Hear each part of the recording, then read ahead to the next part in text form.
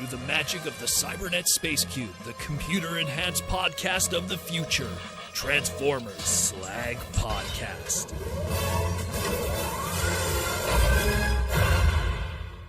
What we all doing this Saturday night? It's the Transformers Slag Podcast on our live stream main event. Your host, Protoman, face that runs this place. I'm the voice you hear Monday to Friday. It's unshaved face today, though. How we all doing this Saturday night? It is going to be a packed one tonight. We have tons of news to talk about, a lot of reveals. We have a Xmas giveaway that we're going to be doing for the Patreon and YouTube members tonight. We have stuff that we picked up from the P.O. box. I'm just going to open up the present stuff because the extra stuff maybe I'll save for next week or something like that. We're going to be very busy tonight. I don't want to make it a 3-hour live stream. I know most of you have somewhere you have to be tonight, but we'll try our best. We'll definitely try our best to just chill tonight and enjoy. But how we doing? Who do we got in the chat today? We got Dark Angel. What's up? Yeah, it's happy holidays. That's why, because the next time we'll talk Christmas have already come and went. So I figured this will be our Christmas stream in a lot of ways. A little earlier than normal. Horned Owl, what's up? Will Murphy. Make sure I get everybody. Navio, the twins are here. We got Cringe is here, Patreon member. Mateus, Patreon member. I think I saw T-Former somewhere. But yeah, how we doing? What's up? What's up? So, we got a lot to talk about. There was a setup in China for a pop-up convention. And Hasbro China specifically posted a lot of stuff for the next wave. I'm pretty sure you see the title of today's segment. We got a lot we're going to be going through. Oh, guys, you don't want 3 hours, trust me. You don't want 3 hours of this. We'll see how it goes, because we got a lot we got to cover. I got probably like 30 slides here minimum. Let's do this. As always, what's up, Y-Lag? How you doing, Clark Clint? Gaming? I brought 2 bottles of water. It's going to be a long one. Giggity. So let's get into it. Let me know what you think about all of these, because this is the first time we're talking about any of them. But let's start first with this bad boy right here from multiple angles. Let's talk about Transformers Age of the Primes Deluxe Class Animated Ratchet. So, this is a extreme partial of our Earthrise Trailbreaker hoist mold. Some of the parts do come from this. There's a lot of brand new tooling here from the ground up to make this character. And interesting choice. He wasn't on my bingo card of characters that were going to be done, but I'm pretty sure the choice of doing this more than anything else is they just probably looked at that hoist mold. They probably looked at that Ratchet mold. Excuse me, not the Ratchet, the Trailbreaker mold, Trail Cutter for trademark sake back in the early 2000s. And they went, what else could we do with this? And they figured out a way to do a heavy partial. There's a lot of brand new tooling here, but there is a lot of tooling that is shared between this. The best comparison I can make is you look at something like, let's say, G-axis to Vector Prime, like stuff that like from the chest up is brand new, from the chest down, it's very clear that there's a lot of similar tooling. I'll be honest with you, when it comes to the animated aesthetic, it's like 50-50.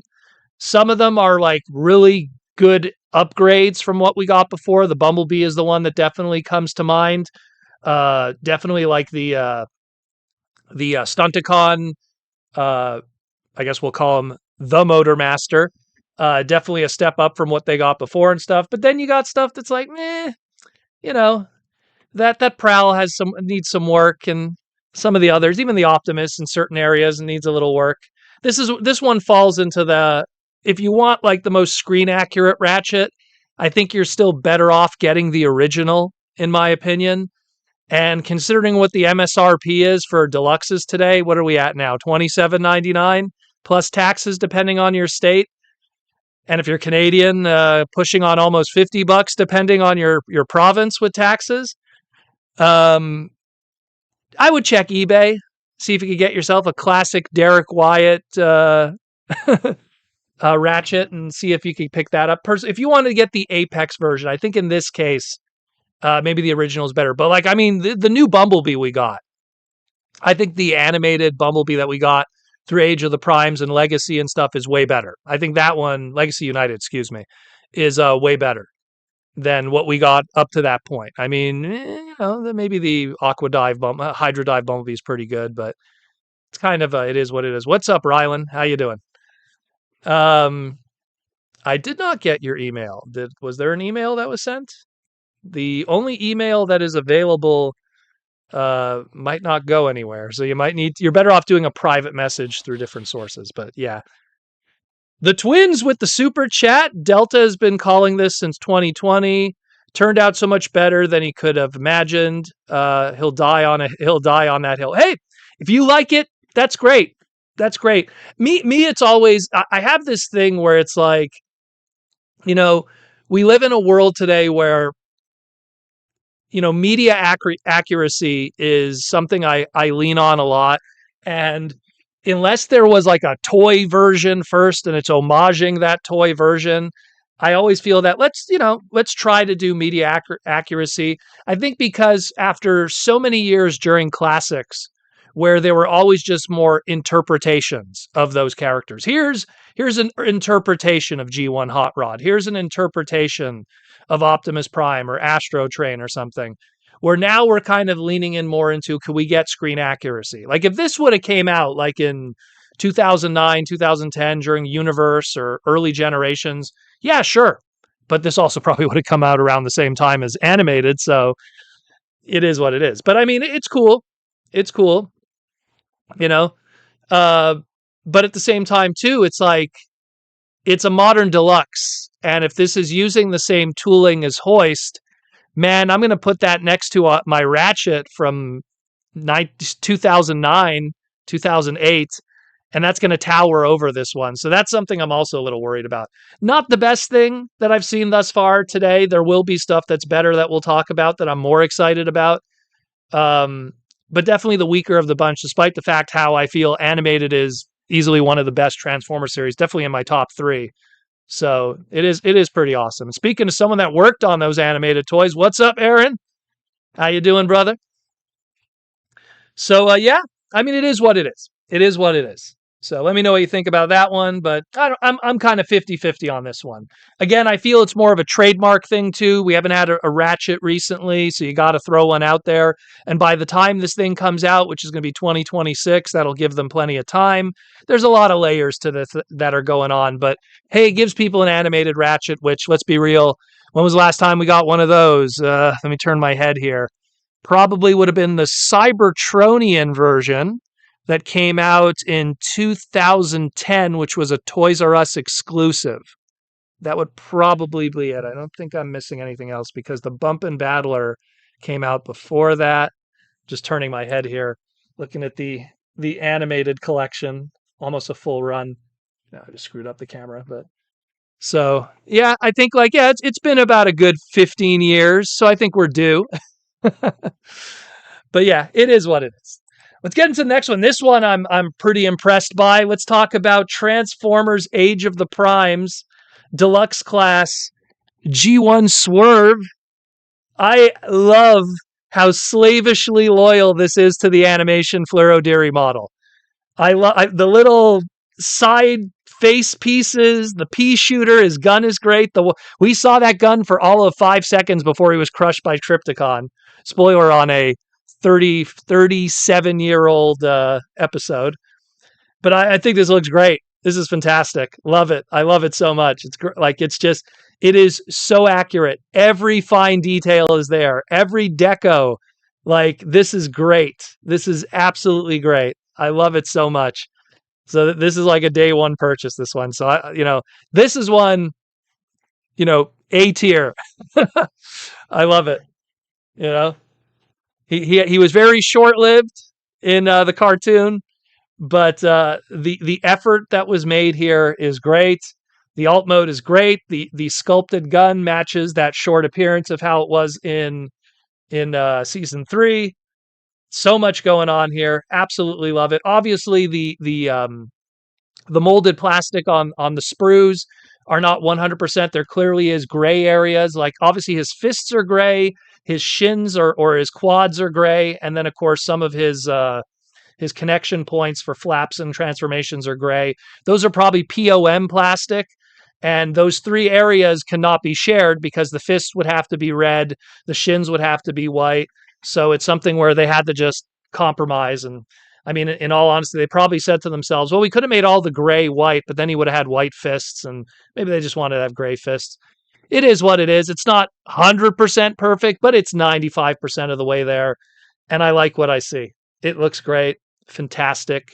Let me know what you think about that bad boy. It's nice to see a Swerve that isn't the IDW one. So very, very cool. Then we got this bad boy. I am calling it now. If you zoom in on that chest, if you zoom in on his chest, that chest opens up. And I guarantee there is a sculpted heart under it. I'm calling it now. But again, Powerglide, man. Looking absolutely banging. Looking just great. This is just amazing. And you could clearly tell it's a lighting thing because the one on the left looks very maroony, but the one on the right is much more screen accurate, and that's the one that's better lit. So clearly, like the one on the right, showing the alt mode here, shows more what the colors are going to be. And man, just looks great. Who's spamming in the chat? Oh, mister, why are you spamming in the chat? Do I have to ban you for all time? Goodbye, sir. Why don't you go bug, I don't know, Prime versus Prime or something. Take care. Anyways, it is what it is. But yeah, man, The Girl Who Loves Powerglide, I've always loved that episode. Looks amazing. I love that it has the flap on the chest, you know? And I hope that I hope the flap goes to the side so it's even more screen accurate. Even his guns. He dual wields 2 guns. He has his guns from the show. So, like, once again, looks great, man. Absolutely fantastic. Absolutely fantastic. Alt mode looks great. The repaints of this are going to be cool, too, because we'll probably get a Rattler out of this. We'll get some G.I. Joe love. We'll maybe get a Bad Boy. We'll get the GoBots homage from eHobby. There's a lot of fun stuff that could be done from this one, too. So they'll get a few repaints out of this. This isn't a mold that's a one and done. The only thing is, like, I was reading online somewhere that this might actually be a retro. It might be on a retro card back first. So we don't know the story with that. And the only reason why it's being shown here on its own without any context is because some of the items that are being shown in this display from what we saw are uniquely also being sold for the Chinese region. Specifically, let me just grab them here on the side. Where is it? There we go.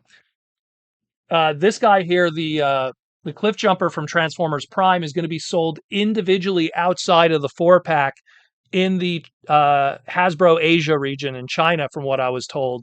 So there's a chance that, same thing with this guy here, he might not be initially an Age of the Primes product. He might be the retro card back Walmart exclusives, which in all honesty have not been difficult to get. So it's not a big deal. I mean, people were freaking out about Sea Spray and all of that. Now when I go, I see Sea Spray, I see Sea Spray and Brawn all the time. So it's not a big deal. So it's something where if Walmart gets cases of these, and the beauty of it is the retro reissues, they come in 2 characters per case, 4 of each character in a case of 8. So there's more of an opportunity too, where if this would have been part of a deluxe assortment for Age of the Primes, there'd only be 2 per case as opposed to 4. So you have better opportunities there. There's plenty of Walmarts. I kind of hope it's a retro carded one, just because it'll give more chances. It'll give more chances. But we'll see. We will see. But I like what I see. I like what I see. Also looking really good. Also looking really good. But here's one that people think might be mistransformed. But also it's a figure that, in all honesty, I think was going to have difficulty from the begin with. Transformers Age of the Primes Deluxe Class. Transformers Prime Smokescreen. Now, Smokescreen as a character has always had, actually, I probably should have busted out the original toys. One moment, let me grab something. Some figures here. Have a few of them. I'm gonna grab two. I'm not going to grab all of them. There we go. That'll do. So this was the Transformers Prime Smokescreen. It did what it had to do. It's not super screen accurate in terms of coloring. They did a Legend scale one, or their Cyberverse, as they called it back then, that price point, which was more slightly screen accurate in terms of coloring, but not completely there. And then they did a Japanese one, which is more in the back, which I'm not going to try to reach. That one was pretty much this, but the coloring was completely off. It was actually an homage to a Tycho RC racetrack color called Freezon. It's a weird deep cut. So technically, this was like the best Smokescreen you could get that was screen accurate. But this, unfortunately, isn't any better. I mean, the alt mode's good, but I'm hoping this is mistransformed, and I'm not seeing the whole picture here. You know, people are saying it might be mistransformed because of the hands and stuff. So I'll give it the benefit of the doubt for now. That's what I'm hoping for. May put these boys away. But I don't know. I do not know. Let's close the case. But yeah. But, once again, they got to do a smoke screen. That's what it falls on at the end of the day, is they probably are like, oh man, we haven't done a smoke screen since like, Transformers, Earthrise. We got to do something. So they're like, well, what smoke screens are there? You want to do Armada smoke screen? No, we don't want to give love to Aaron Archer. He gets enough love at Hasbro. Are you sure? I mean, he's got a really nice beard. Yeah, I know his beard is nice, but, Mark's trying to outbeard him. Oh, you're right. Yeah, it's true. Like the Battle of the Beards. Okay, so maybe we'll do Transformers Prime for now. We'll give some Aaron Archer love later. Okay, yeah, I guess that makes sense. So that's what I think probably happened in my fan fiction, but, so it is what it is. But at the end of the day, definitely the weaker of the bunch, but I'm hoping I'm just wrong here and it's just not transformed properly and it'll look a lot better. Maybe that chest goes all the way down and maybe those sidearm pieces, like, they on the shoulders, they flex in better and it just gives a nice final look. We'll definitely see. I get a feeling as this weekend progresses, we're going to get more photos of these guys and someone from Hasbro China will be like, oh crap. Yeah, we got to transform this thing better. So we'll see. We will see with that one. And then we got a drum roll, please. This guy right here. So we got Studio Series 86 40th anniversary Voyager class hot rod. So there's a lot going on here to deconstruct. We have multiple images we're going to go through. I also brought my desk hot rod, as I like to call it. Oop, already jumped ahead there. Also brought this bad boy that I keep on my desk, literally behind the camera. And I probably, too, I'm going to bring this also as a reference, which also is on my desk. This is the Metal Force hot rod. A little dusty because it's on my computer. This I always reference this of the best ever piece of hot rod merchandise that has ever been made that is extremely screen accurate has always been this. Now, granted, this is just a PVC statue. Again, it does everything that a PVC statue could get away with because it's not transformable. But in terms of the sculpt, it is 100% the Fluoro Deary model, the paint layout. And the reason why I bring this up and bring this in, this new one that we have here today is actually much more screen accurate in terms of coloring than even what we got here today. And we'll explain why. So let's just go through it quickly. So first we'll start with the alt mode. Now, the alt mode, there's a brand new shade. It's using more of a magenta than the reddish, so it's going more for the screen accuracy of the coloring in the 86 movie, which is how he was colored, depending on your transfer. Obviously, the original VHS, certain DVD transfers have that more proper magenta. Some DVD transfers lean more towards the red, but in general, this is more screen accurate. Again, looks great. Now, the first thing I want to point out, if you look at the back of the alt mode, you're going to notice some orange that is going to be sticking out of the back there that wasn't present on your original one. So this is going to fall into now the robot mode and being more accurate to how the robot mode looks, because that orange is a part of that. We'll get into here to explain it.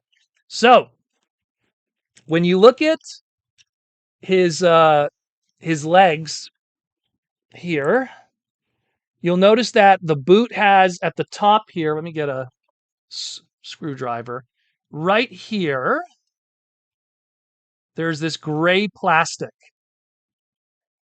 Now, if you see where that gray plastic is, on the original character model, that's filled in. Again, I'm using this as the animation model. That's how screen accurate this thing is. So that is filled in there. So what they did also with the brand new one is they filled in that area. Especially if you look all the way on the right, the back one there, the shot from the back, they filled in that part where, again, originally it was not filled in. See, it's all gray back there. Now it's orange, gray, orange. So they went for, again, something that's more screen accurate to make it flush. Now, obviously, that makes the alt mode, unfortunately, have this weird orange on the back. You're going to get a deep cut today. Let me tell you, you're talking about my favorite Transformer character of all time. So I'm going to go deep into this. So the alt mode does suffer for that, to have a much more screen accurate boot. Even at the higher part of the boot, it's the same thing. We'll go it a little deeper even. So at the top of the boot, come on, work with me here. If you notice, there's an extra piece of plastic of gray at the top of the boot. That extra piece of plastic is now orange on that one. And again, trying to be more screen accurate. So that's what they're going for with that one. We're not done yet. So we got accessories. So we have training hot rod accessories. Now there's extra layers of, let's talk about now the design practices, the business, the costing. So we'll start first with, how is this still a Voyager class but have extra accessories? Well, stuff gets put in, stuff gets taken away. So number one, if you notice, there is no red Autobot emblem on the shield. It is sculpted in one color, and then they put a tampo on top of that of the flame. And that, of course, that empty area of the tampo is how they get the breakup for an Autobot logo. To then do the red would be another extra tampo hit, which would have been probably an extra 50 cents that they don't want to put into the costing there. But otherwise, it looks great. If it is a problem, I know my good buddies at Repro Labels, shout out to Aaron Black and the crew. I believe they call themselves Toy Hacks now, but I'll always call them Repro Labels. I'm pretty sure you can pick up an Autobot emblem from Repro Labels, slap it on there, and you'll be even more screen accurate with that. But he comes with his training sword, with his training shield. Very, very cool there. And then, of course, here's what's going on in terms of the costing. So some stuff gets taken away, some stuff gets put in, some deco hits get taken away. So the Matrix of Leadership is now completely just a translucent piece of plastic. You could argue that it's Hot Rod holding the Matrix for the first time, and now it's translucent blue. So you could give that argument. But taking away all those deco hits from the Matrix, and they take away some of the deco hits from the guns, which in my opinion look kind of ugly. Now there's some empty plastic areas that are the molded in maroon plastic on the sides of the guns, which don't look that great, but luckily Hot Rod isn't really known for his twin blasters, his ion blasters as they were called, so it's not too big a deal. They slightly change up the deco coloring on the good old pizza cutter buzzsaw, but nothing too major there, so it's not a big deal. And you don't have the blast effects this time around. Instead, again, in exchange for the two blast effects and the Matrix glowing blast effect, you get the shield and sword this time, which in my opinion, it's a fair trade-off. I think that a lot of us already have one, so it gives us a good excuse to get the other, and you'll have both now. So, looks really nice. Very cool. And of course, here he is next to Galvatron, which also gives us a reminder of scale. Obviously, if we ever do get a Hot Rod, a Rodimus, it would have to be much larger because he does grow when he gets the Matrix. So hopefully if we do get a new Rodimus in the future, it'll be something that scales better with this one. Me personally, I still think we should get a new Galvatron. I'm not a fan of that Kingdom mold. I still think there's much work to be done with that one, but looks great. Of course, it also comes with the fishing pole. Let me get to that image too. Where's the fishing pole one? Also comes with the fishing pole. People were saying that the fishing pole is a sculpt from the Masterpiece one. I went and I compared that. It's not the case. I could see the comparisons. I see what they're talking about. But the Masterpiece one does have a different handle. I think that the confusion comes from the fact that it's really close. It's very similar. It's even the same sculpted coloring. So I could see how it looks very similar to the Masterpiece, but it's actually a brand new sculpt. And in all honesty, if it was the Masterpiece one, I think it would be huge compared to this one, because the Masterpiece one's pretty big. Giggity. So there's that too. But again, there's a balance going on. There's a balance going on in terms of what this guy comes with and stuff and everything. But I think he looks great. I mean, here he looks a little out of place. Looks like a kid next to Optimus and Megatron, that's for sure. But man, oh man, I like what I see here though. Maybe, and this is complete bias. I totally recognize that, but they put a lot of extra deco into it. There is also another thing that they did differently, which I'm trying to see if there's a photo that. Okay, here, this photo a little bit. So yeah, this one will do. So if you look carefully, let me just zoom in on this one for you guys.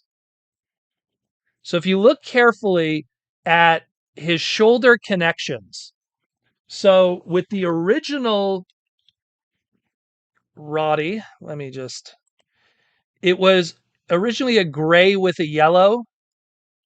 Now it's just a straight up gray.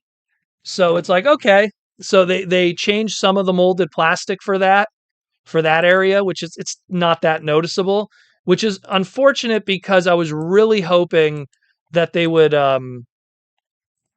also get rid of the yellow that made the knees and the back of the legs, which again was still predominant on this one. See, on the back, it's not a big deal. Whatever. We don't see the back that much, but it would be really nice if they still like had orange. But again, that's the molded plastic. They need it for here. They need it for here. I get it. That's all on the sprue. It's some of the joints here too, like of course the hips and stuff. So I get it. I get it. You know? But maybe there'll be a third party company that'll make like an upgrade kit so we could get orange knees and make it the best possible hot rod we could ever get. Looking good. Looking good. I like what I see here. You know, it's fantastic. Little bit of hiccups with the alt mode, but otherwise a great effort. And again, another reason to get another hot rod toy. And you know what? In all honesty, I'm fine with it because Hot Rod, when he came out wave one, he sold very well. His price went up. They did a reissue to match the demand. There was so much demand for Hot Rod. That one sold out. I mean, as we talk right now, how much is Hot Rod going for on eBay sold? He goes for quite a bit of money. Quite a bit of money. Let me check that right now. Let me check right now. Because I know, like, Jaws D, he wanted to get a second one. And he was like, man, and this was like a couple months ago. But I remember him going like, man, it is messed up what the prices are right now. Because obviously when Wave 1 came out, he got Jazz instead. But he wanted to get a second one for his display. So what is a hot rod going for right now? My God! What is going on? Okay, let's do sold listings, because I'm seeing like $125. Let's not. Let's do sold listings. Okay, you guys are on crack, man. $70. Look at this. Look at this. What do we got here? Sold $70. Sold $70. How much is that one? Come on, zoom in with me there. That's 65. So yeah, so people are asking quite a bit. Oh my God, people were fighting for this one. 3 bids, $127. Studio Series 86. What is going on? Anyways. Nope. So don't pay that. Don't pay that. Wait. This thing is coming out. It's Voyager price point. That's what it should be. They recognize the market. You'll get a nice screen accurate hot rod. Yeah, that's insane. Again, it's to me the market is crazy right now. So and again, he's been reissued once before, so they're giving people another opportunity. It's a great, and it gives us also what's cool about it when you think about it. It's a 40th anniversary item. We're probably going to see others. Maybe they'll revisit some other characters too and give those a good opportunity. I don't know. Maybe they'll take that buzzworthy Bumblebee cup that we got that was like really screen accurate and give that a main release, not just Target. So it is what it is. It's pretty wild. It's pretty wild though. But at the end of the day, I think he looks great.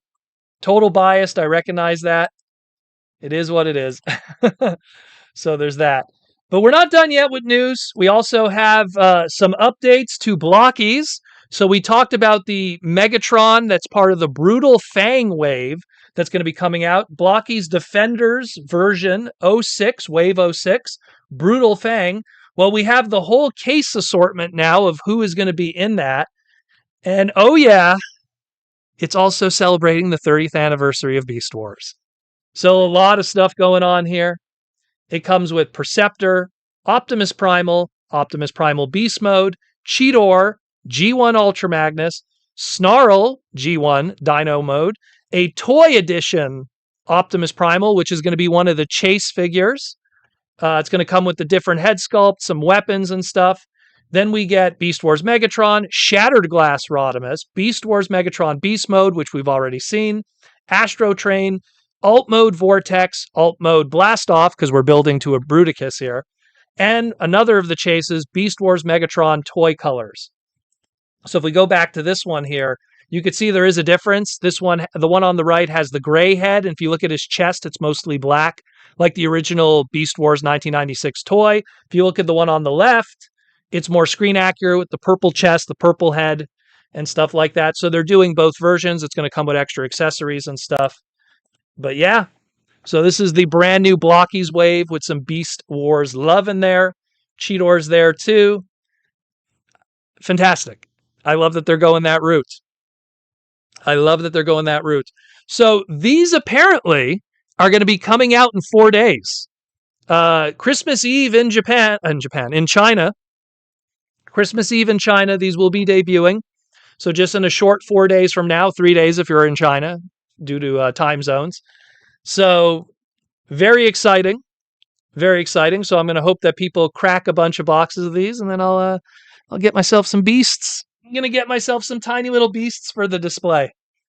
Very, very cool. But we're not done yet. We're not done yet because we also have our very first look at the Galaxy version. This is the only image we have right now. It's Galaxy version 09, The Darkest Hour, celebrating the 40th anniversary of the 86 movie with a bunch of goodness in here. So we got Trypticon, we got Mirage, we got Skyfire, we got Bombshell, we got Megatron, we got Unicron in the back there, we got Thrust, RC, and Springer, both of them making their debuts in Blockies. And let's just zoom in on that one as best we can, because this one's not the best image. It's all we got right now. But a lot of good stuff going on there with that one. It's cool. Springer with his sword there. We got RC with her blaster. The Megatron looks like he has a little bit of reformatting on his cannon there, so it might be representing a reformatted Megatron in that scale. We shall see. And of course, you got Unicron looming in the back there. Maybe it's just Unicron in alt mode, and you get the build as alt mode, which that would be crazy. That'd be pretty cool to get a nice blocky scale Unicron alt mode. I mean, I don't know how they could fit that in a box. Maybe it comes in parts. Who knows? Maybe you get like pieces of Unicron and he's a Build-A-Figure. I don't know how they'll do that, but it's going to be cool as hell. That's for sure. Love it, love it, love it. What's up, Larry? Looking good, though. Looking really good. I like what I see here. And then another one, too. Another one that's totally biased, and I don't know how I'm going to get it. But then we got the... this is its actual name. The Blockies Transformers Gradient Glitter Process High Energy Gliding Coating Hotorodo. One of 600, a giveaway item that are given to people through some promotion that they're doing in China. I do not know how I am going to get these, but I'm going to figure out a way somehow how to get these. So, yeah, this thing looks amazing. It's a redeco of their Defenders version of Hot Rod. And man, it looks really good. It looks really, really good. So I'm down for that. I am down for that. That looks stellar. And that's it more or less for the news. 40 minutes of news. My goodness. Sorry we were talking so much about it. But yeah, we got a lot of stuff. A lot of stuff. And again, a reminder also, we have the voting for the top Transformer of 2025. Go check out that segment and go cast your vote. Just leave a comment in the in this in not in this one, in that segment. Cast your vote. Top Transformer of 2025, Transformer Slag Podcast Edition. Just do that search on your YouTube machine and go check out that segment. The rules are in that video, so go watch that as well as what you could vote for. The only thing that I forgot to put in that segment, the missing link stuff that has come out this year also counts as part of it. I totally forgot to put those, but missing link is also part of that. At least the ones that came out in 2025. There is a few. So go cast your vote. Just pick one item, only one item. Some people were posting multiple. Just post one item, what you feel is the best item of 2025. And we will do a big segment at the end of the year announcing who the winner is. According to the fans, we take the top 5, essentially, of the voting and see who is the best. Who will it be? Will it be a Titan class item? Will it be a Commander item? Will it be a Masterpiece item? Will it be a HasLab item? I don't know. That HasLab item was pretty controversial. We'll see what happens after a year of no HasLab last year. Last year, there was no HasLab item on the top 5. So we will see. Yeah, a lot of people don't read the rules, Ashnud. It just happens. It is what it is. It is what it is. I distinctly said it in the video, but it is what it is. You know, that's why I put it out there. And if they forget to, I just tell them, hey, just pick one, please. So, and that's it, more or less. So what we're going to do is we have a giveaway we're going to be doing today. So if you're a YouTube member in the chat, which is one of the green names, or if you are a Patreon member, don't worry about that with the Patreon. We got you covered with that too. We are doing a giveaway today. I guess we'll do the giveaway first because John is in the chat. We'll do a giveaway first. John could then tabulate everything, and then we'll do some other stuff. And then when John gets back to me, we'll announce a winner. So pretty easy one today. First of all, what are we giving away this time around? So this is the new item that has been added from last week. Holiday giveaway sponsored by Bin Studios. Once again, check them out and all their cool stuff. We have a bunch of stuff that we're going to be giving away. 2 different people will win today. So 2 people could participate and win. Again, YouTube members and Patreon are all the only ones that could apply. I mean, everyone could participate, just they're not going to win. So I'm going to ask a question. If you're a YouTube member, the green name, just say the answer. If you are a Patreon member, just make sure to put your Patreon name and your answer. Makes it easier for John to then find you and reconfirm that you are a Patreon member in our archives. And then we'll pick 2 people. Those two people pick a number here, and we will ship those out. We can't guarantee that they'll make it in time for Christmas, but we will try. We will try. We already shipped out last week's right away, so we will see how that goes down. So the question is, this time around, very easy question, but the question is this time around, which 3 Beast Wars characters are part of the latest Blockies wave? Which 3 Beast Wars characters? And I will wait in the meantime and get some water.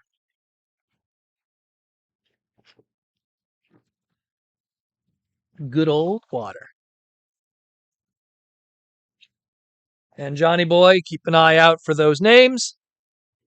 We need 2 this time around, but take 5 if possible, just in case if people vote. If people win and then they leave before they get their announcement.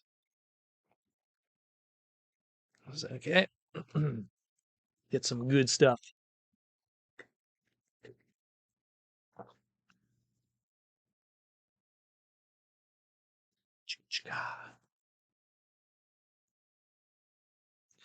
Cringe McCringle. Ashnud.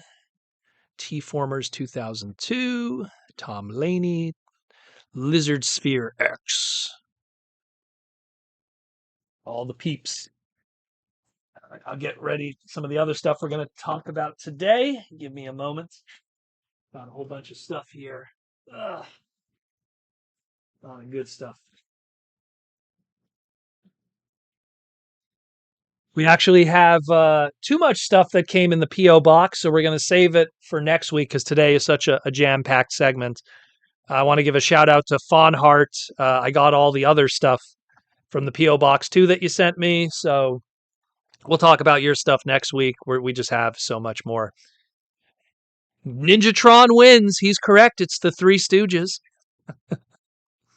Technically, the Three Stooges should be Scorponok, Waspinator, and Pterosaur. I find they're the Three Stooges of Beast Wars. If it's season 2, then you could throw in Quick Strike. Because you have like Mo would probably be Scorponok because he has like, I'm the leader, I'm the second in command.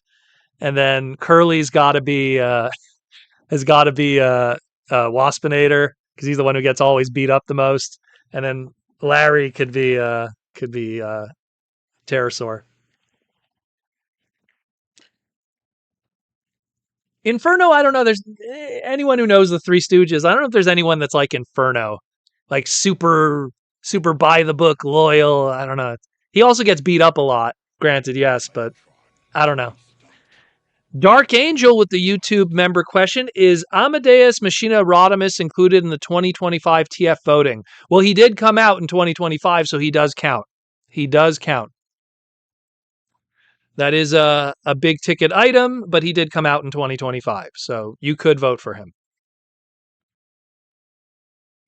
I believe last year one of my items was a Super 7 item. I think it was Super 7 Unicron I voted for last year. So even me, I did like a non-transforming licensed item on my list. It didn't win. It was just part of my own personal list, but that was on there in my personal top 5.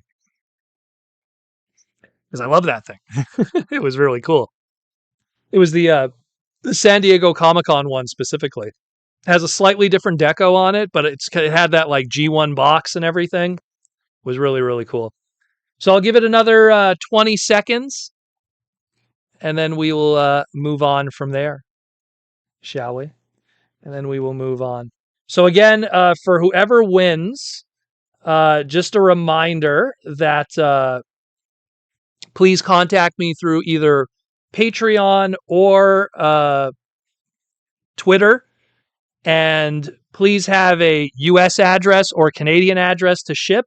If you are located internationally, maybe please help us with the shipping, because we've done this in the past and we had to ship to, I believe it was Ireland. And yeah, let's just say that what we were shipping was not as expensive as the shipping itself. So let's just say if you do win, please maybe help us with the shipping if you are far away. Just a little bit. 50%. We'll go 50-50. How about that? Just because it sometimes it gets really crazy. If we send like a $20 deluxe, but the shipping is like $60, it's like, ooh, what are we doing here? We'd rather just give you the $60 at that point and not send the deluxe. You could go buy yourself something, but all right.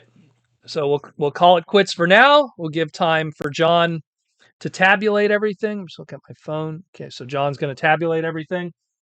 So in the meantime, while that's happening, we'll do some sponsor stuff. We'll open up some gifts from the P.O. box. We're just going to open up some of them today. We have so much more for next week. So we're going to do more for next week. We also have our year-end event that we're going to be doing here on the podcast. We got a bunch of stuff that we're going to be doing before the year is up. So be sure to stay tuned with us and be sure you're subscribing. YouTube's weird with that, with the whole like, oh, why aren't you subscribed? So there's that too. So first, Patreon, not Patreon, sponsors. Let's talk Symbiote Studios. All the good stuff. All the great stuff. Plush pins and t-shirts. Rocking their Grimlock Wants to Munch Metal shirt. Check those out. There's a new Grimlock shirt that's on the website right now with Catnip Bravo.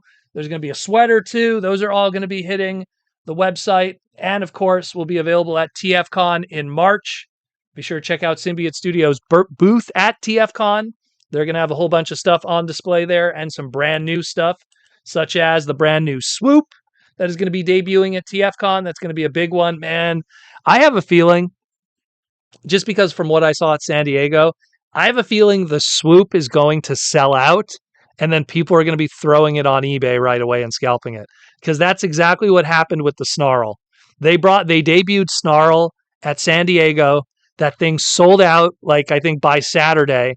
And then I was looking on eBay out of curiosity, and they were all popping up on there. And again, so if at TFCon you see them popping up on eBay, do not buy them off of eBay. There will be more. It will be on the web store if you didn't go to TFCon. So it's not a TFCon exclusive. It's just debuting at TFCon. So if it does sell out, just be patient. There will be more available. Because that's what happened with Snarl. I just want to stress that. Am I lagging? I guess I'm okay. Was I sounding weird and robotic? Rocking the Starscream shirt. Very cool. I think did I wear that last week? I think I wore that last week. But yeah, we got the ponies too. Some of those will be also on the website soon. And of course, the winter collection, the pony winter stuff, all the pony. And of course, the Magic the Gathering stuff, which, man, that looks good. Looks really good. I want a full set of these. That looks really good, those Magic stuff. So there's all of that. Looking good. Again, go check out symbiotestudios.com for more. Then we got the Toy Armada with Aaron Archer. Go check out some good segments with Aaron if you haven't already. We're going to be recording a new one very soon. We're just settling in now, the holiday season. He's now located in the road of the island near Hasbro's head office while it's still there. So we'll get back to doing new segments and stuff. Aaron will get back to doing more live streams and answering questions from you guys and everything. So stay tuned for that. But be sure to check out the Toy Armada with Aaron Archer. If you're subscribed over here, you might as well be subscribed over there if you want to hear my voice some more. And a lot of good stuff there. Good long form segments talking about the history of Transformers. A lot of good stuff there. We got a good one planned. We got a good one coming. So stay tuned for that. And of course, if you also want to get some extra Aaron Archer action, you got some beautiful Posca paintings here. Of course, you got even Shia LaBeouf with one. Look at that.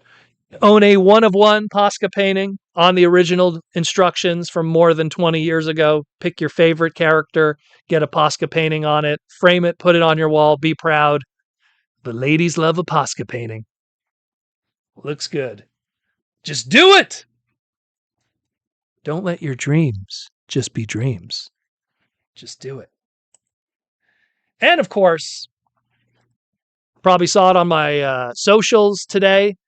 They have left the print press. They are now shipping out to local comic book stores, and they will be available January 14th. So get ready.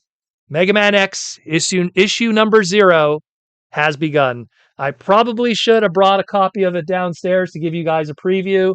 I don't know. People aren't Mega Man fans here. I don't know. So I could show you guys the first page. You could see the first page or something if you care. If you care. But yeah, Mega Man X issue number 0, special issue number 0. It's a prequel story from the last issue that we did. It starts the beginning of the story pretty much. It'll be drawn by Chamba this time around. He's doing this special issue 0 for us. Chamba from Street Fighter fame, of Street Fighter 2. So he's going to be working with me on this issue. And then starting for the ongoing will be Hanzo doing the rest of it. Chamba is pretty much cover number 2 over there, and Hanzo is cover number 1. So gives you an idea of the art styles and everything. So stay tuned for that. Again, January 14th at every comic book store around the world. It'll be out there. They even have a Japanese distributor, so it's going to be wild. My book will be in Japan too. So great stuff. Very excited about that. And yeah, man, You're going to have nothing but Mega Man X from me for the next 6 to 7 months minimum. And then a big surprise on Free Comic Book Day in May in the middle of that. So stay tuned. A lot of big stuff going on. A lot of big stuff. The Big Bot Bodega, the Legends cover that you're referring to, that will be shipping out January 8th. So that'll be, I believe it's the 8th on a Wednesday. Let me double check that. My dates are off with that one.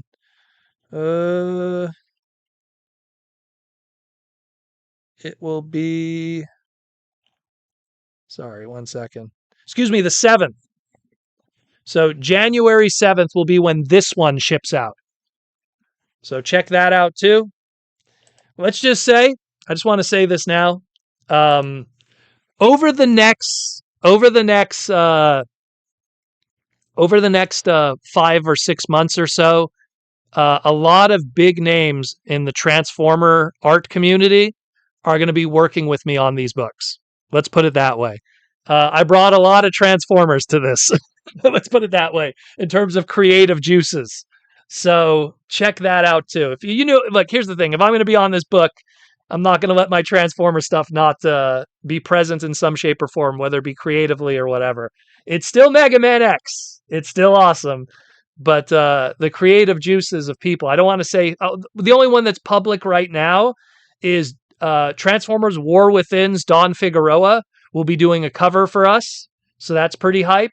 But we have many other people that are also going to be involved. So stay tuned for that. Very cool stuff to get all the Transformer people together under my book. It's very cool. I wanted to make sure of that. So stay tuned for that one. But Don Figueroa, that one's public. So Don Figueroa is going to have a nice cover and everything. So from Armored Armadillo's stage. So very awesome. And that's it, more or less. Let's get into gifts. So went to the Slag P.O. box. Got everything. My living room's a mess right now because of just how much stuff was in there. We're going to do it in waves. We're going to do the Bint Studio stuff that was all wrapped. And we'll do from J.R. Mina from the Philippines, which is pretty cool. 2 Proto Man from J.R. Mina from the Philippines. I love that. So we have that one too. So we'll check that out in a moment. But we got these wrapped ones here from Bint Studio. So I don't know. Do we do small, medium, or large? You let me know. His Cybertron design. Oh yeah, well he did. Don Figueroa was this entire line that's been behind me this whole time. All of Titanium's was Don Figueroa, and he was awesome. He was awesome.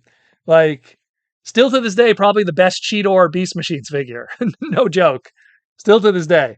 There's been 1, 2, 3, 4. If you count, there's more than that. There's more than 4 because then you have the Jollibees and McDonald's. But there's 4 official 100% Beast Machine Cheetor figures, and his is the best, which is like all the way tucked away over there in the corner.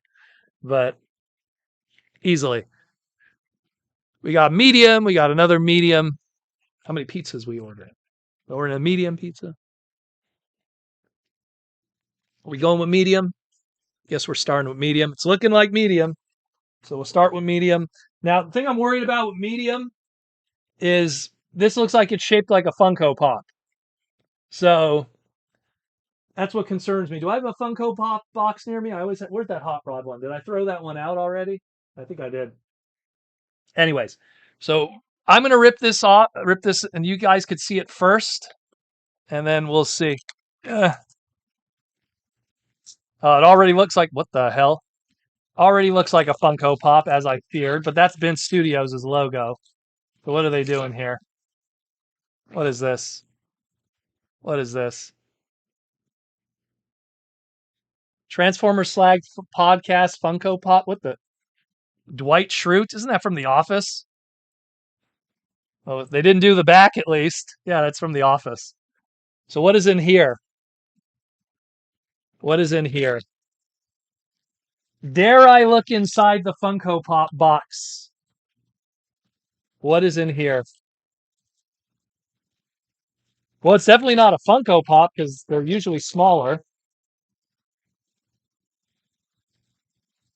There's a lot of wrapping. Oh, that's cool. Look at that. That is really cool. That is well done. Louis, did you do that yourself?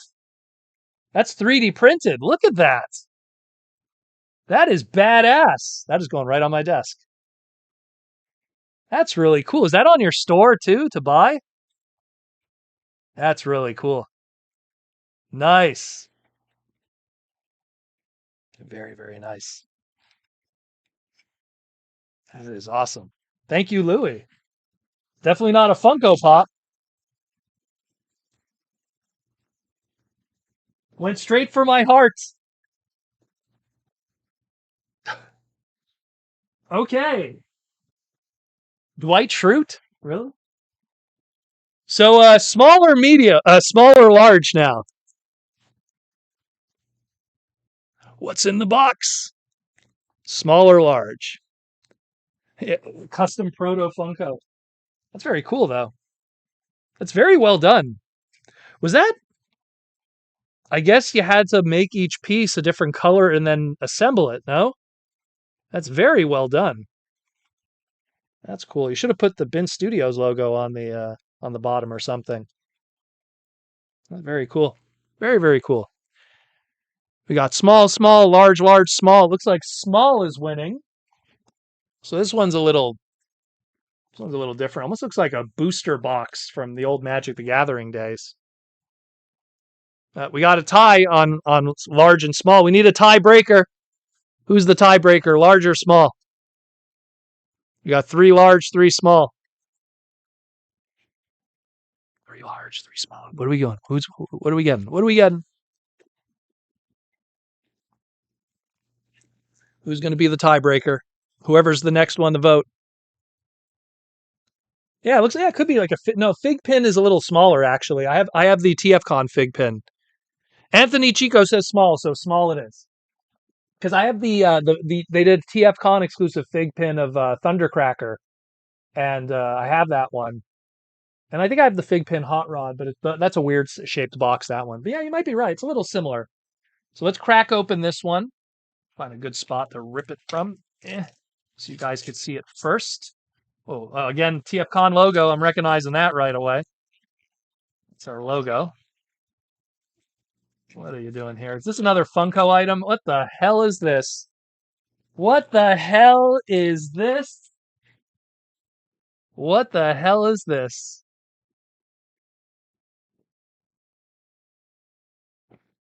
So it's the Biddy Pops Funko.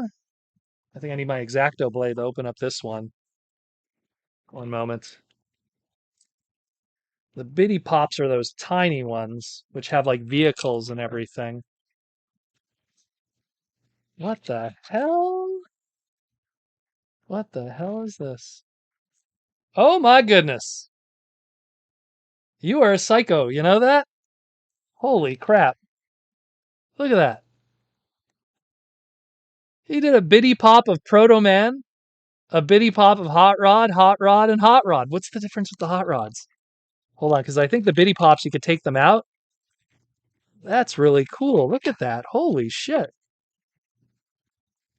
Hold on a second. Those are really cool. So you got, hold on. If I put my hand, it's going to get all blurry. One second. I need a flat surface. Where's my deck box for my Magic the Gathering stuff? It's usually good for that because it has grip on it. Look at that. Let me get my face out of the shot. Let me take it out of the box. Isn't that crazy? What? That's Hot Rod, that one. Yo, Louie, you got to sell these, man. Let me do the next one. Look at that one. This one's with the Matrix. That's crazy. It has the art on the side, too, and everything. And then this one is, I guess we could call this one Primus. Ryan Crawley, thank you for subscribing. Welcome to the madness. That's like a Primus one because it's gold. Because technically the only two gold hot rods, they were both technically Primus, even the. And then you got a Proto Man one. Look at that. Look at the Proto Man one. Look at that one. Let off a whistle. Very cool. Very, very cool. That is very cool. Damn. That is very good. And I like the Proto Man one because it has Transformer Slag podcast logo on there. And it has even the shelving thing too. That is nuts. That is absolutely nuts. Thank you. That is so cool. That is definitely going in the display. Guess I'll put it in the box like this. So much stuff. Very, very cool. I like creative stuff. So then we got the big one. Too cool for school. How did you make those? Sell them on the website. I'm sure people would dig that. Especially considering if Funko goes under,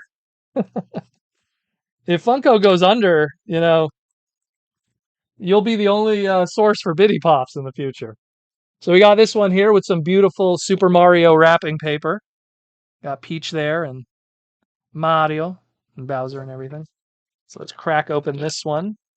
What do we got here? Oh, what is this? Oh, is this not a gag gift? Wait a minute. That looks like Transformers 1. Oh! Me oh my! The Matrix that I was looking for. Nice. For a minute there, I thought it was YOLO Park. I don't know why. Whenever I see that face, like 'cause when I go to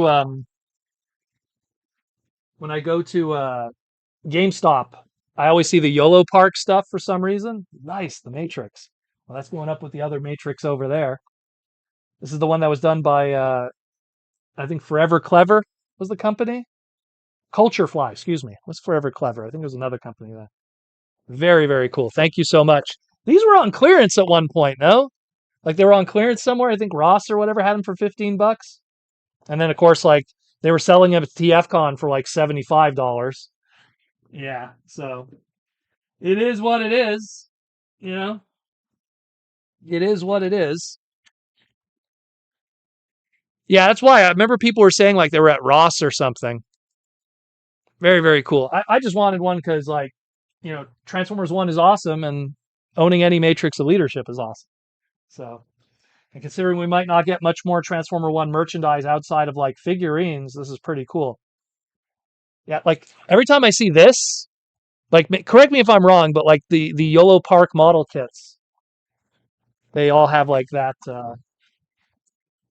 kind of look there. So now we got JR Mina from the Philippines. I think I have to, need Exacto for this one too. One moment. This one here. Damn, tape. One here. It's here. On the outside here, box. Shocking model. Might be just a box. Oh, snap. Is that who I think it is? From the nothing says the Philippines like Tobase, Hokta, Tobase. Daimosu, choso daimosu. Mina no kokokora younderu. Daimosu. And it looks like it transforms too. That is so cool. That is really cool, brother. Thank you so much. So I have kind of fun. Next to my upstairs bathroom, I have like a display, and it's all Thanos and Deimos. I don't know why. It just ended up that way. I don't know how it ended up that way. Like the few Thanos stuff that I had before the Infinity War movies came out, and then it just kind of evolved. Wow, this is really cool. It's almost like this is not Soul of Chogokin. It looks like it though. Very cool. Oh wow. That is really cool. Does all the moves. Presto fire! Thunder Hurricane! Yo, that is really cool. Thank you, J.R. Mina. Enjoy from the Philippines. Very, very cool. Thank you, sir. So this box was for it. Shokugan Modeling Project. I thought it was just the box that it was shipped in. I'm unfamiliar with this one. But it looks really good. It has that Soul Chogokin look to it. And it does all the poses and stuff. Does it have metal? Chogokin. It does have the launcher, has the car, even has right there on the stomach, for anyone who knows Shogun Warriors. Gotta have the logo on the chest. Very, very cool. Very cool. Thank you, sir. Thank you, sir. Very, very cool. Want me to open it? Why not? We'll give it a little peek, and then John already sent me a message saying that he has the winner for the giveaway. Oh, that wasn't me. That was the box, I swear. Let's open it from this side. The side looks nice. Where's my exact outfit?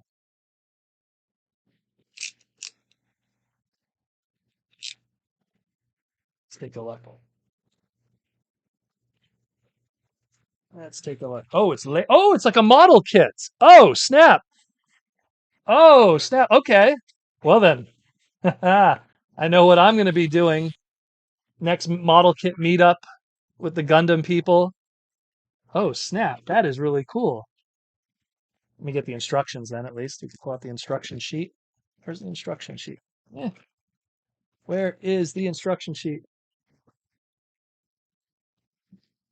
Got nothing but sprues. Nothing but sprues. There's the model. There's the sheet. Very cool.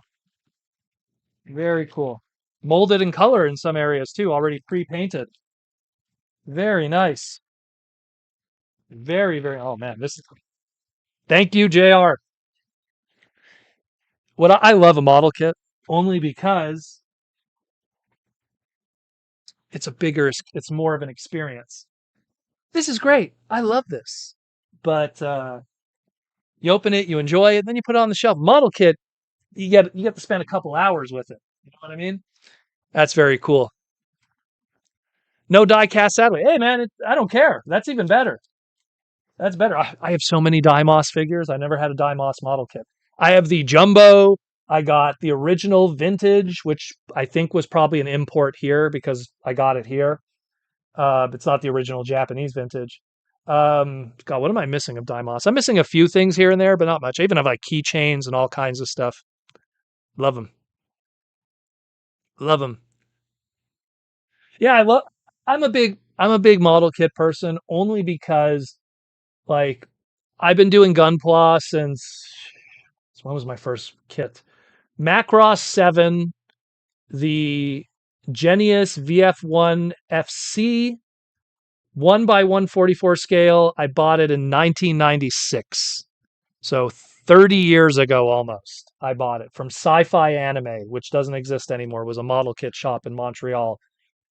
Love Sci-Fi Anime. It was like the anime store in Montreal for years. And I love model kits because, you buy it, you go home and you spend like 3-4 hours with it. And you get, you build it and you're like, hey man, I made this, It's a whole experience.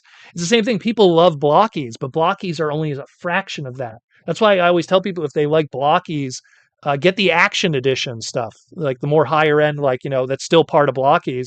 It's not super complicated, like let's say the Flame Toy stuff through Kotobukiya, but it's a good starter kind of thing. And they have lights and everything. They're great, It looks great, great, great. Love it. Definitely. We're going to have a meetup, I think, next year because we have like a Gundam crew and we all meet up. There's like an anime. So the biggest anime convention in Montreal is called Otakuthon. It's this huge show, huge, huge, huge show, like Comic-Con level huge. And the people who run that convention, they have a head office in downtown Montreal, and it's like this huge office, but they don't use it most of the year. So people rent it out all the time to kind of like do events and stuff. And we do like a Gundam meetup like every 3 months or so. And people get together. They have like a big screen, like projector TV. So they play Gundam episodes while people build model kits. Sometimes they play music instead. And everyone just hangs out and talks. People trade, they sell. Super fun. And we do that like every 3 months or so.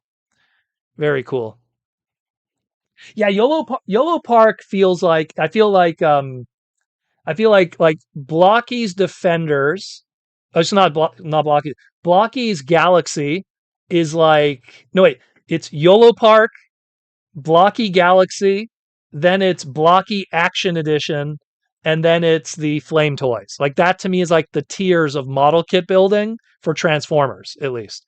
And if you don't count the Kabaya kits from back in the day, those also fall in that like in like the Galaxy kind of level, although they're on spruce and needs a little bit of removal. But YOLO Park's probably the easiest.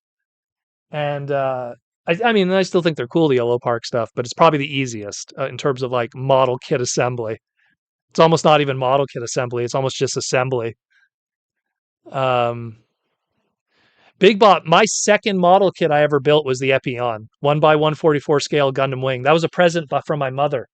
That was technically the first Gundam kit I ever built, but I built it 3 years before Gundam Wing came out here in the West. I didn't know what it was. It was a transforming, robot who was purple with a whip, purplish. So very, very cool. Thank you guys again.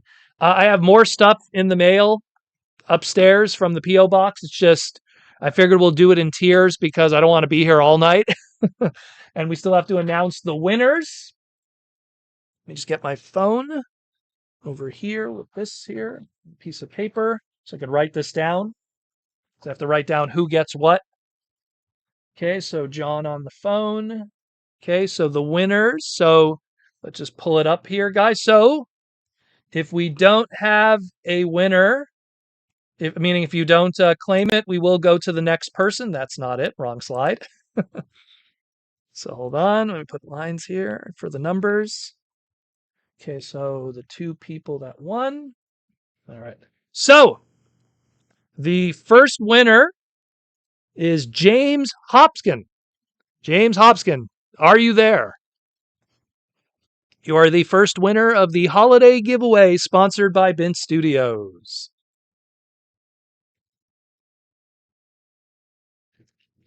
Give me an Ayo. Otherwise, we have to announce another name. Which I have the backup name here, John? Yes, I do. Okay. John, maybe I might need a second backup name just in case. Just in case. Oh, James is there. Never mind, John. We only need the one backup name. All right, James. So pick a number. What would you like from the list? The number 7 is a YOLO Park kit. So which would you like, sir? So let me write your name, James Hopskin. And what would you like?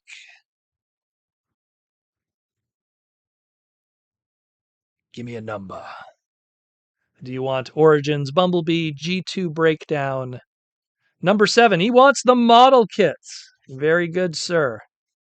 So number 7 for James. And then John, my next one, and the backup name just in case. The next winner is Will Murphy. Will Murphy, come on down. Let me know what you would like, sir. Let me know that you're here. And what would you like? I believe Will Murphy is a Patreon person or a YouTube member. It's one or the other. I think he's a Patreon. I think he's a YouTube member. Actually, I think Will Murphy's a YouTube member. Yeah, he's a YouTube member. Okay. There's Will Murphy. Okay, so Will Murphy, which one would you like, sir?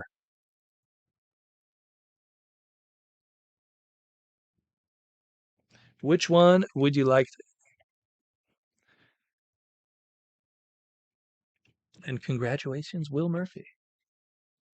Murphy's Law. What is Murphy's Law? I don't know that term. Number 6. Wants Toy Optimus, Toy G1 Optimus, number 6. So we'll mark those two off the list.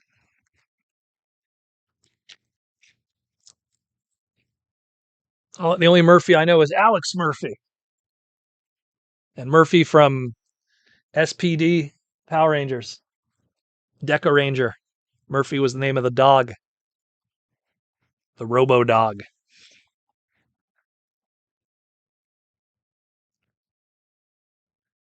There we go. So, both of you guys, both James and Will, please contact me through, I guess in this case, Twitter and or Instagram with your emails and proof of identification. And we will have stuff along your way. We can't guarantee that it'll make it in time for Christmas, but we will try. We will try. Yeah, Alex Murphy was from RoboCop. That's the other one I'm familiar with. Dead or alive, you are coming with me. Oh, that's Murphy's Law? Whatever will happen, will happen? Oh, there you go. There we go. We all learn something new every day. Murphy's Law. Well then, so that's done. And that is done. A lot of cool stuff. So let's just open it up to some YouTube member questions and Patreon questions and super chats, and then we'll call it for the rest of the day. We still got a good half an hour left, and that'll be that. I'll show you one other thing that I got in the mail today because I opened it up. Probably people saw it on my Instagram, but I got from Mondo Toys. Like I said, I'm not a fan of Funko Pop, but part of the Funko ecosystem, they bought out a company called Mondo Toys that I absolutely love. And Mondo Toys only agreed to partnering with Funko Pop because then they would get all the licenses that Funko Pop has, because Funko Pop has every license. So they did a giant Sufobi articulated street shark of Ripster that is absolutely amazing. The detail on this is crazy, and it's heavy as hell, and very, very cool. Just very cool, very strong and awesome. So, love this thing. And what's cool about it is it comes with, to show you some cool stuff that it comes with here. Yeah. So, comes with like this parking meter that he ripped out of the ground, so you can make him hold that. You know, it's like, yeah, okay, whatever. So that's not really the big one that really matters, but that is one of them. One of the cool things. Um, then of course, let me just hold on, because he's huge. Giggity. Grab the other thing, and then he comes with a piece of him going through the ground, as if he's like, because he's a street shark. So look at the detail on that. That's so cool. So you could just like put it on a flat surface, because he goes underground. So that's really awesome. And then we could go for a little bit of cursed here. So how they do face swaps, it's with magnets. So you could pull off his face. Ah! And these magnets are really strong, by the way. So you could have like an open mouth or a closed mouth. So I could just show you guys like, oh, no, I don't want to knock over it. So like that could be on my mic stand now permanently. It's actually a pretty good idea now that I'm thinking about it. Whatever face I don't put on there, I could have Ripster staring right back at me. So you then just like, and it just super magnet face, because there's that little magnet there. And that looks so cool. They're so off, like very, very cool.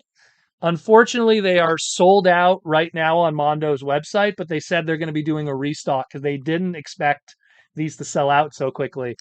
But I think because Mattel is not going to be doing more Street Shark stuff, so Mondo is going to kind of continue.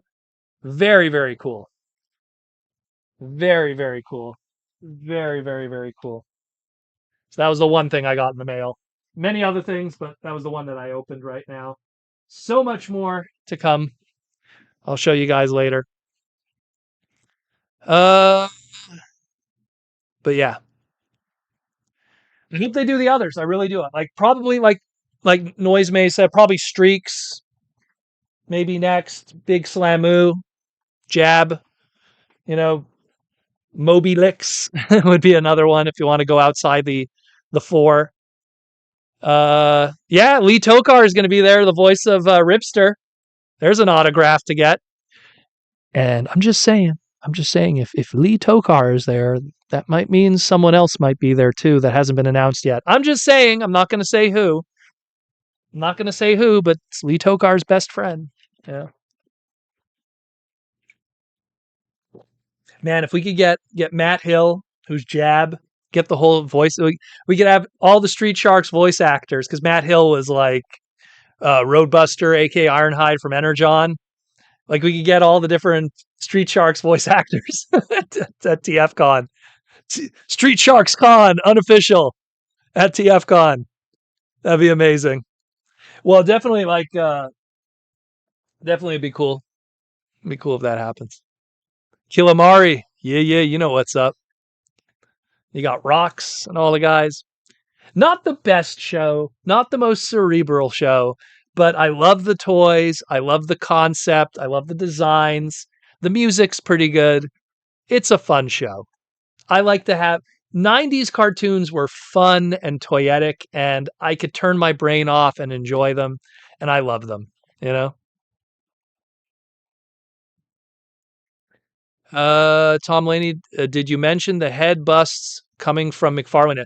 I didn't mention those yet. I actually want to do an individual segment about it because there's actually a little more going on there than what was announced. I kind of wanted to wait on that one because there's other. I'll just wait for now. Any of the licensed stuff with Transformers, I have a little bit of what's going on. So there's more coming with that. That's not public yet. Like, in fact, even that announcement, I don't even think that's like an official announcement. That was like someone got it from like a distributor or something. So there's more news with that. I'll get into that later on in the future. Maybe even Monday. We'll see. We'll see how what gets announced, but there's more going on with that. Lizards for X, I just finished watching Street Sharks last year. It was sad that Extreme Dinosaurs were couch surfing with them towards the end. Well, you know what's funny? They did that. There was this weird time where you had these like 90s cartoons, which were just standalone cartoons. And then in order to like prop up the second seasons, they would have to like sell them to the channels with something else, right? So another great example, which is very similar. So anyone remembers the show Eek the Cat? It was like a purple cat. They used to say Kumbaya. Remember anyone? Eek the Cat from Fox Kids back in the day? Anyone? Does anyone know what I'm talking about? Or I just have a fever dream? Anyway, so Eek the Cat, it had one season. It did okay. And then Fox, in order to be sold on a second season, it became Eek the Cat and the Terrible Thunder Lizards, if anyone remembers the Terrible Thunder Lizards, which is a similar idea. It's like anthropomorphic dinosaurs that use guns and everything. So it was the same thing. So then you had Street Sharks. It did okay. And then the order to sell it in the second season, they're like, we'll have Street Sharks and Extreme Dinosaurs. So same idea. And you saw a lot of that. You had Captain N, and then in order to sell in Captain N for more seasons, they're like, well, we'll do Captain N and Super Mario Brother World. This was the Saturday morning block on ABC back in the day. This is dating me, by the way. This is how old I am. So they do that all the time. But yeah, so that's why Street Sharks had that kind of thing. A lot of times you have these cartoons where in order to justify a second season, you almost have to repackage them as a completely different show. It's still the same show. They just kind of do that thing. McTankies with the 50. McTankies, bro, you should have done it before the before the giveaway. Oh, McTankies, thank you anyways, McTankies, but you should have done it before the giveaway. Then people could have had more chances to participate. Oh my God, that's going to be a lot of notifications now. Hold on. Let me just, there we go.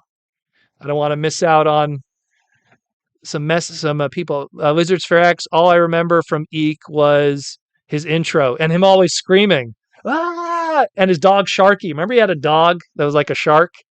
I wasn't a big fan of the show, but the problem is I loved Fox Kids when I was growing up. So like Eek the Cat was part of that like lineup.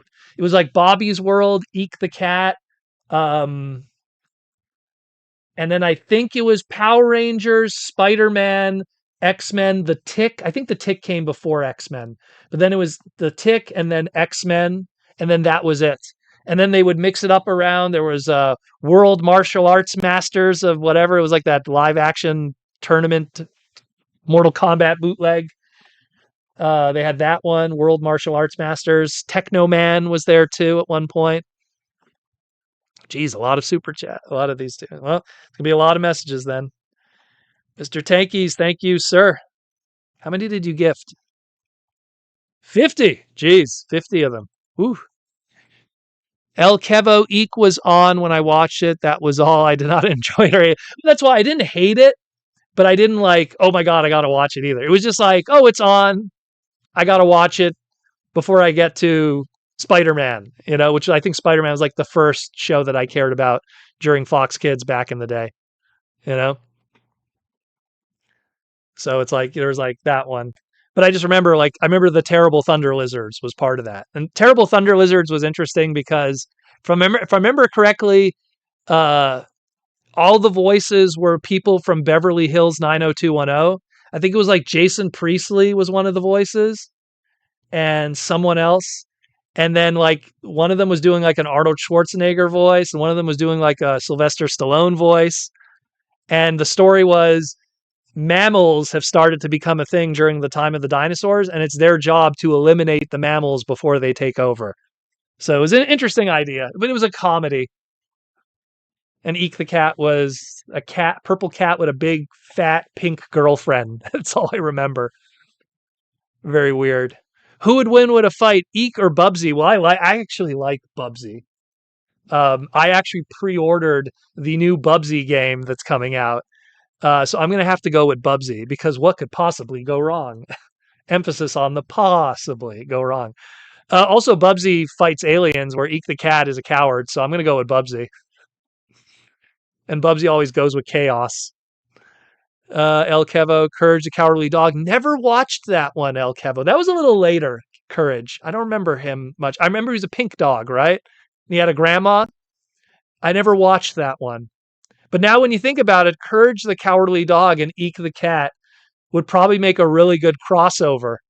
I wonder if that would ever happen. Are they two different animation studios? I wonder if that could happen. Wasn't Courage Nickelodeon? Maybe I'm wrong on that. Had that art style that looked very Hey Arnold, Nickelodeon. Big Bot Bodega for played Batman and Gargoyles. Well, Batman, yeah, okay. Well, Batman, see, the thing is that Batman was in the early Fox Kids days, but then when WB bought DC, Kids WB, Batman was on there permanently. And Gargoyles was the Disney Afternoon or the Disney Channel. And I watched Gargoyles on the Disney Afternoon, which was every Friday, I think Gargoyles was. It was every Friday they played Gargoyles. And Gargoyles was inspired by the success of Batman. So one goes with the other. Didn't watch a lot of Gargoyles, but I remember watching a bit of it and going like, I remember, because when you think about it from my perspective, it was like, here's the Disney Afternoon. You got DuckTales, you got Chip and Dale Adventure, you got Tailspin, you got a Darkwing Duck, and then they would push it back and then they put new shows, and the new shows were Goof Troop and then Bubsy, and it was like, oh, look at all these comedy family shows. And then the first episode of Gargoyles hits, and it's like medieval times and people are killing each other with swords and it's all dark, and I'm like, yo, what is this? This isn't Disney, So props to Gargoyles for being different. And then afterwards, the goat of them all, the Mighty Ducks, the Mighty Ducks cartoon, which I loved. I know no one liked it. I was the only one because I love hockey. So it's just like, man, a hockey action cartoon, sign me up, We are the Mighty Ducks. Ducks rock. Love that show. They had good toys too, actually. They had really good toys. I missed some questions there. Courage was later, but great. Yeah, I remember Courage was like early 2000s, no? T-Formers 2002. As Bart once said, oh no, smell another cheap cartoon crossover. We all blame the Flintstones for that one. And Hanna-Barbera. El Kevo, I have a younger sibling that saw a lot of Cartoon Network stuff. Wasn't Eek, Castle Coop, looks a lot like it. That I don't know. I don't know about Eek. I don't know. Eek probably wasn't, though, I would have to say, because Fox Kids was Haim Saban, and Haim usually would either get third-party companies that were like independents or his own stuff. It was very rare that Fox Kids would ever do stuff outside of that until it became the Fox box later, but then that wasn't Haim Saban anymore. So I would have to say no. I'm going to take a guess on that just because of I know the business side of it, and Haim Saban was very gatekeepy with Fox Kids back in the day. So Eek was probably an independent studio or Haim Saban. Like if whatever Eek was, it probably was its own thing. Yeah, Gargoyles was a lot more mature for sure. Big bot. Lizards for X Gargoyles was crazy good. So it was Saturday mornings too. Okay. Was it? Good times and memories. Sorry, I don't want to miss any questions. Sorry, guys. Let me scroll up a bit. Don't want to make sure I miss anything. Sometimes it scrolls so quickly. I saw Media Mac's name. Now I lost everything. Oh no. Where was Media Mac? I was about to read his thing and everything got pushed up. Courage was Cartoon Network, says Michael Butcher. Where was Media Mac's question? Am I going crazy? Media Mac, just say your question again. I think I lost it. Ontario Swedish Chef, you were membershiped. Mighty Ducks was fun. I loved Mighty Ducks.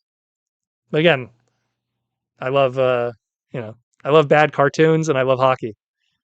I watched King Arthur. Hey, King Arthur. That's like top 10 for me. King Arthur and the Knights of Justice. King Arthur and the Knights of Justice. I no joke, guys. I probably have one of the most complete King Arthur and the Knights of Justice merchandise collections. Granted, very short line, but I love it.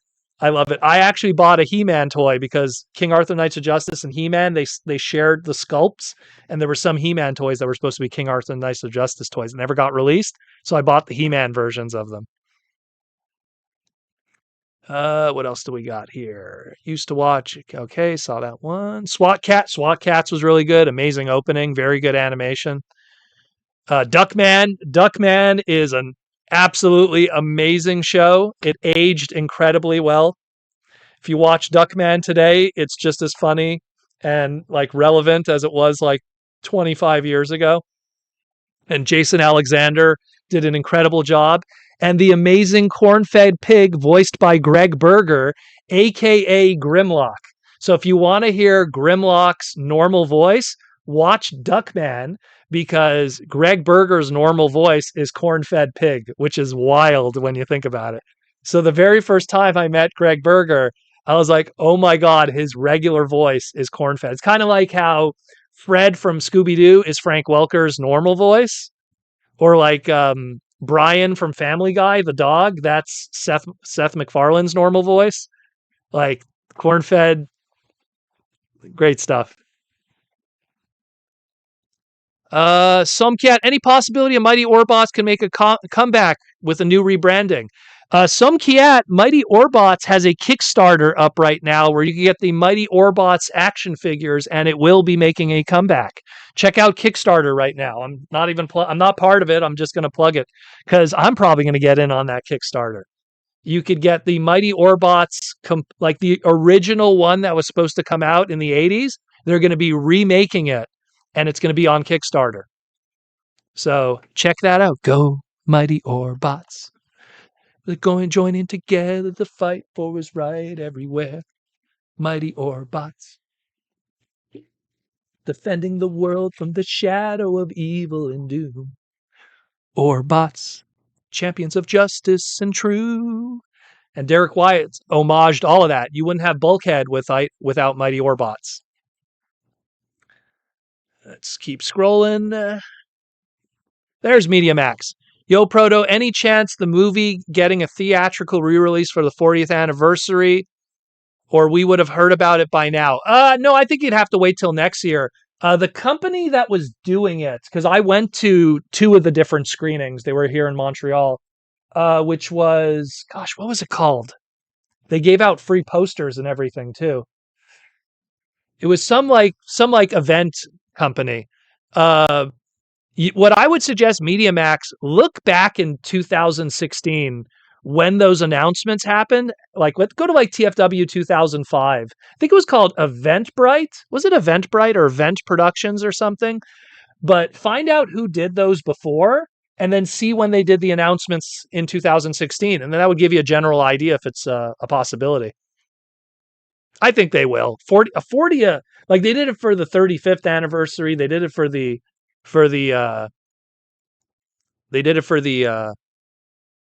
30th anniversary. So I imagine they'll do something for the 40th. It's a nice round number for sure. Just keep going. Jackie Chan Adventures was WB. Yeah. So was Men in Black, which was another fantastic cartoon. Knights. That's King Arthur Knights of Justice, my friend. Yeah, Mighty Warbots toy combiner on Kickstarter. Go check it out, guys. I'm telling you, if you're interested, only a 30-day window. Mystic Knights of Tyrannog. Oh boy.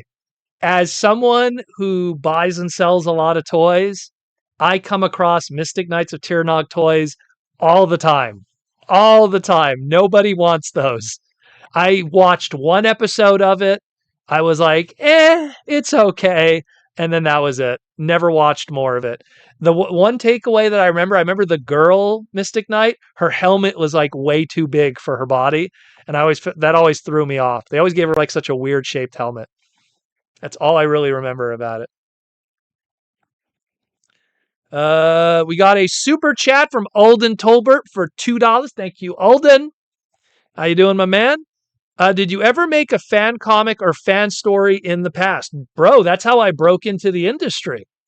The very first comics that let me just grab one here, but the very first comics I ever self-published were all fan comics. Back in 2010, I worked with Alex Milne and Josh Perez and did Nightbird Rises as a complimentary piece to the TFCon third-party exclusive Nightbird, which they didn't have the trademark at the time, Hasbro, so we were able to get away with that. And I would go on to do fan comics for 5 years with Alex Milne and Josh Perez. And then I do some stuff with Damon Bad afterwards. Shout out to Damon, who's also a super talented individual in the comic sphere. And Damon does stuff with G.I. Joe now and everything. But I did, like, that's how I broke in. Because if you're going to be a comic writer, you have to have something for your resume. And one of the best things, ask Aaron Archer. Aaron, what did you show what did you show Kenner as part of your resume? His self-published comic book, you know? So one thing I would suggest to people, it's if you want to get into the comic industry or industrial design or even design in general, and you want to show that you could do storytelling, self-publish a comic book. It shows that you're able to, put something together. I mean, it helped me, helped me a lot. Before I ever got my first official gig, I had written 7 self-published comic books. And they were public, I went to Kinko's, they call it Bureau en Gros here in Quebec, but Staples, and I self-published them. Gave the pages, center staple, the whole 9 yards, Sold them for $3 to $5 a piece. All the money that I made, I gave to the artists, like straight up, Josh would always argue with me because he didn't want to take the money, but I would force him to take the money, whatever money I would get, here you go. Because I just wanted to have the opportunity to write, And artists are extremely talented people that I could draw stick figures. I could draw a little bit. I could draw a Proto Man. I could draw a Mega Man. I could draw a Hot Rod somewhat by memory, Optimus, but I'm not as talented as those guys. I to quote Randy Savage, my artistic talent is a grain of sand that is the beach that is Alex Milne and Josh Perez. So to paraphrase Randy Savage. So, but yeah, I've done plenty of those. That's your first step to kind of doing all of that. So I hope that answers that, Alden, and helps you on your journey of character creation and storytelling. El Kevo, I love to hear Greg on Garfield and Friends. He was Orson the Pig. Yeah, he was Orson the Pig on that. Was he Orson the Pig? Yes, he was Orson the Pig on that one. Funny, he played two pigs. Interesting. Big Bot says, I'll be down for Ronin Warrior remake. Well, Ronin Warriors has a sequel cartoon coming out, so you're lucky on that one. Yeah, Ninjatron just said it. I have excellent news for you then. Yeah, exactly. They're doing a sequel series. They're making brand new figures of the old stuff and the new stuff. You're going to be very happy. Let's put it that way.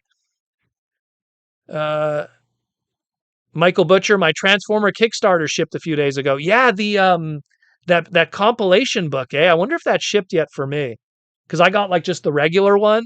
I never got an email I got obviously the confirmation email for my address, but I never got the full email for that. I don't know. Where are we at here? Sabertron Toys with the $5 super chat. Thank you for all your service and all your amazing contributions to our fandom in 2025, Proto. See you at TFCon LA till all around. Well, thank you, Sabertron Toys, for the love and support, man. Thank you. Look, hey, what we do here is to be the bridge from Hasbro to the fandom, to help you guys understand the business, to help you guys understand what's going on, why decisions are made, why certain things happen, but to also be unfiltered. I'm not 100% Hasbro affiliated. I do licensing things here and there. I help with little freelance projects, but I'm not under that building. So I'm able to be and have my own opinions and be unfiltered. You know, I remember reading years ago, but Proto Man is a sycophant of Hasbro. I was like, what are you talking about? You know, like, did no one see my Earthspark rant just 2 weeks ago? That would have never been anyone who could be called a sycophant. You know, I am quite the opposite. I will always call it as it is. You know, the only time you might get a little biased if this guy might come into it, but that's about it. You know, then I might be like, oh, that's cool. Although I didn't like Earthspark Hot Rod, so the design was cool. The voice needed some work. Although no offense to Eric Bauza. Eric Bauza is a very talented voice actor, but the voice of Bugs Bunny, I don't know if that's the voice of Hot Rod. And I understand he didn't do his Bugs Bunny voice, but I don't know. Didn't click for me. Then again, I wasn't a fan of the new Judd Nelson Hot Rod voice either when he did, not for animated, but for the Earth Wars cartoons there. Wasn't a fan of that voice either. Was that the one with the flying metal horses? Are you talking about Saber Riders and the Star Sheriffs, Aaron Archer? Saber Riders. The other metal flying horses would also be The Adventures of the Galaxy Rangers. That's another one too. That's a fantastic show that people sleep on. Very good show. The DVDs of those were recently remade. A lot of good stuff. Fathom Entertainment. Thank you, Michael Butcher. That was the name of that. Yeah, what I would suggest, going to Media Max question before, look up Fathom Entertainment on TFW's like news feed and see when was that announcement made. And then you could kind of triangulate, like, well, if they announced it, you know, in 2016, the same year, that'll give you an idea of what they might do for next year. History always repeats itself, my friend.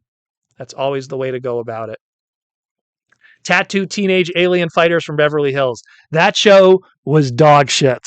The talking brain, the fact that they got bodybuilders to represent them when they transform, and it was just, it was terrible. What a terrible show. Tattooed Teenage Alien Fighters from Beverly Hills. I saw the first episode. I was like, nope. I like crappy cartoons and crappy shows, but even that was too crappy for me. Freakazoid was great. That was a Steven Spielberg creation. Fantastic show. Another great show. That was a WB one, if I remember correct. Was that WB? I was WB that one. El Kevo also says, my favorite was when they go in the sewers. It smells like poo gas down there. Are we talking about turtles? I must have missed something. Dark Angel, hey Proto, do you have any model kit backlog? Are you kidding me? So I have like a guest room in my house that the cats sleep in. And I have like no joke. I have a backlog of model kits that's probably 5 feet tall, like from the ground up.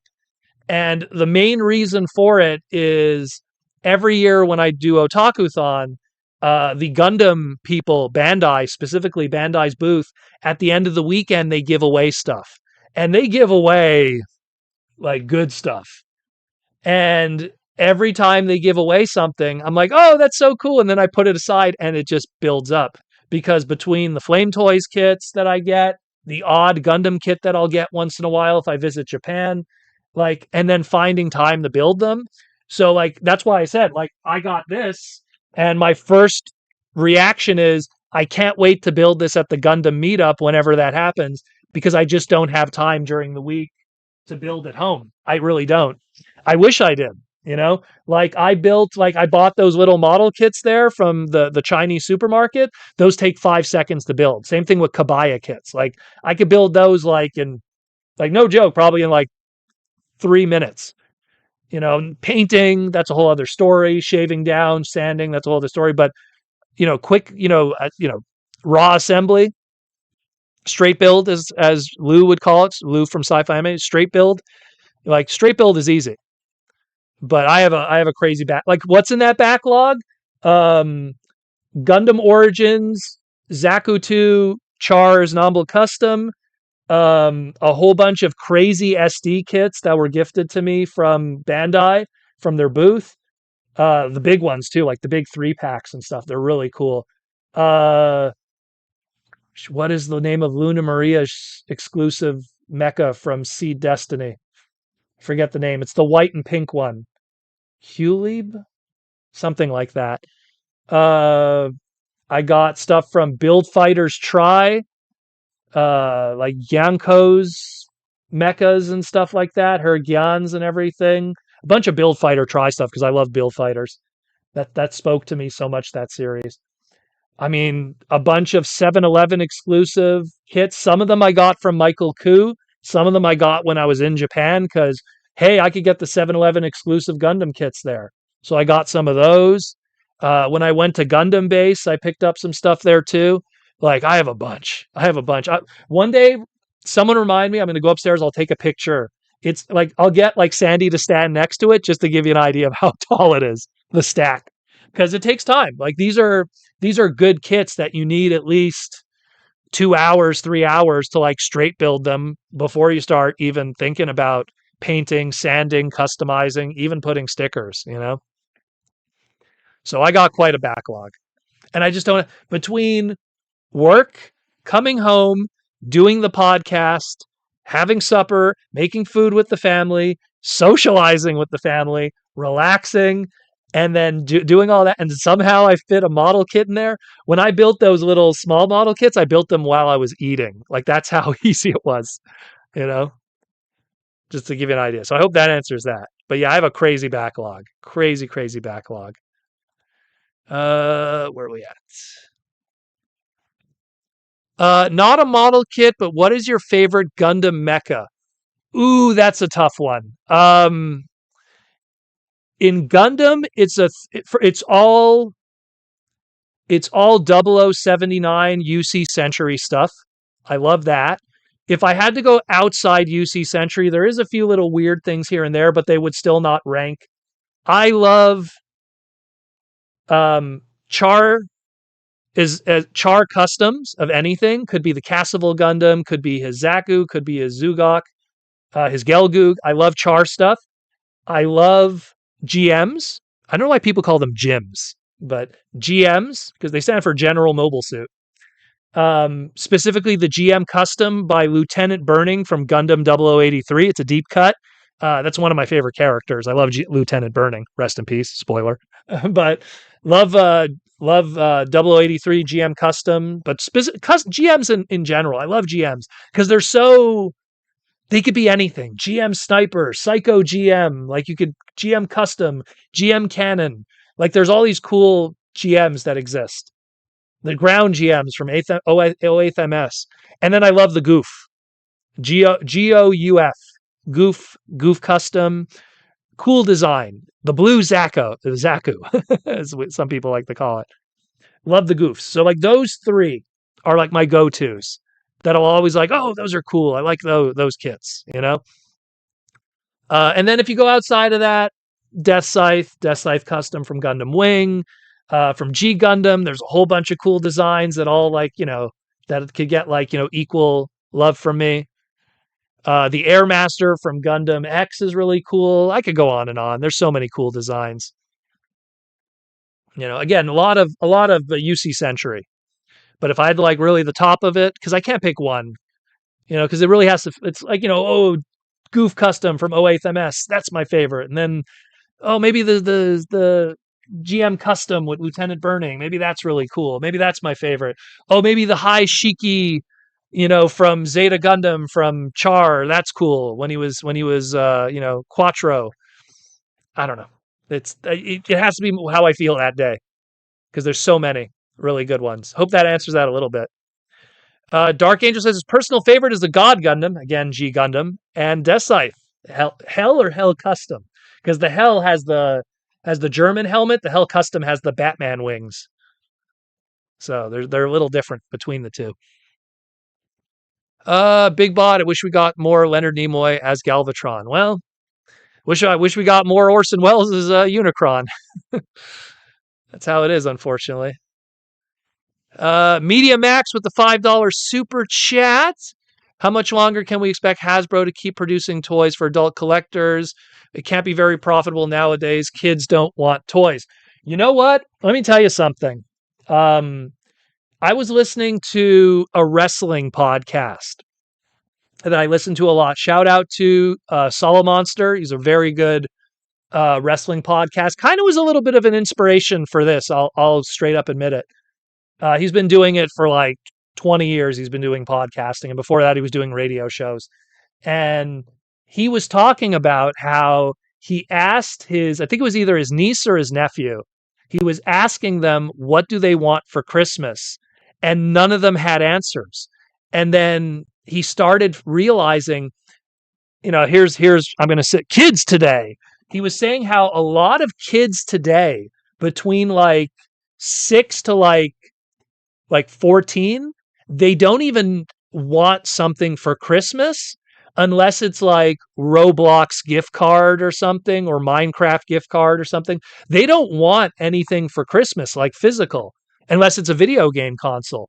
So it really is like, and he's like, you know, he was like dying to find them something to get. And I'm reminded, we went once. This was pre Big V, pre COVID.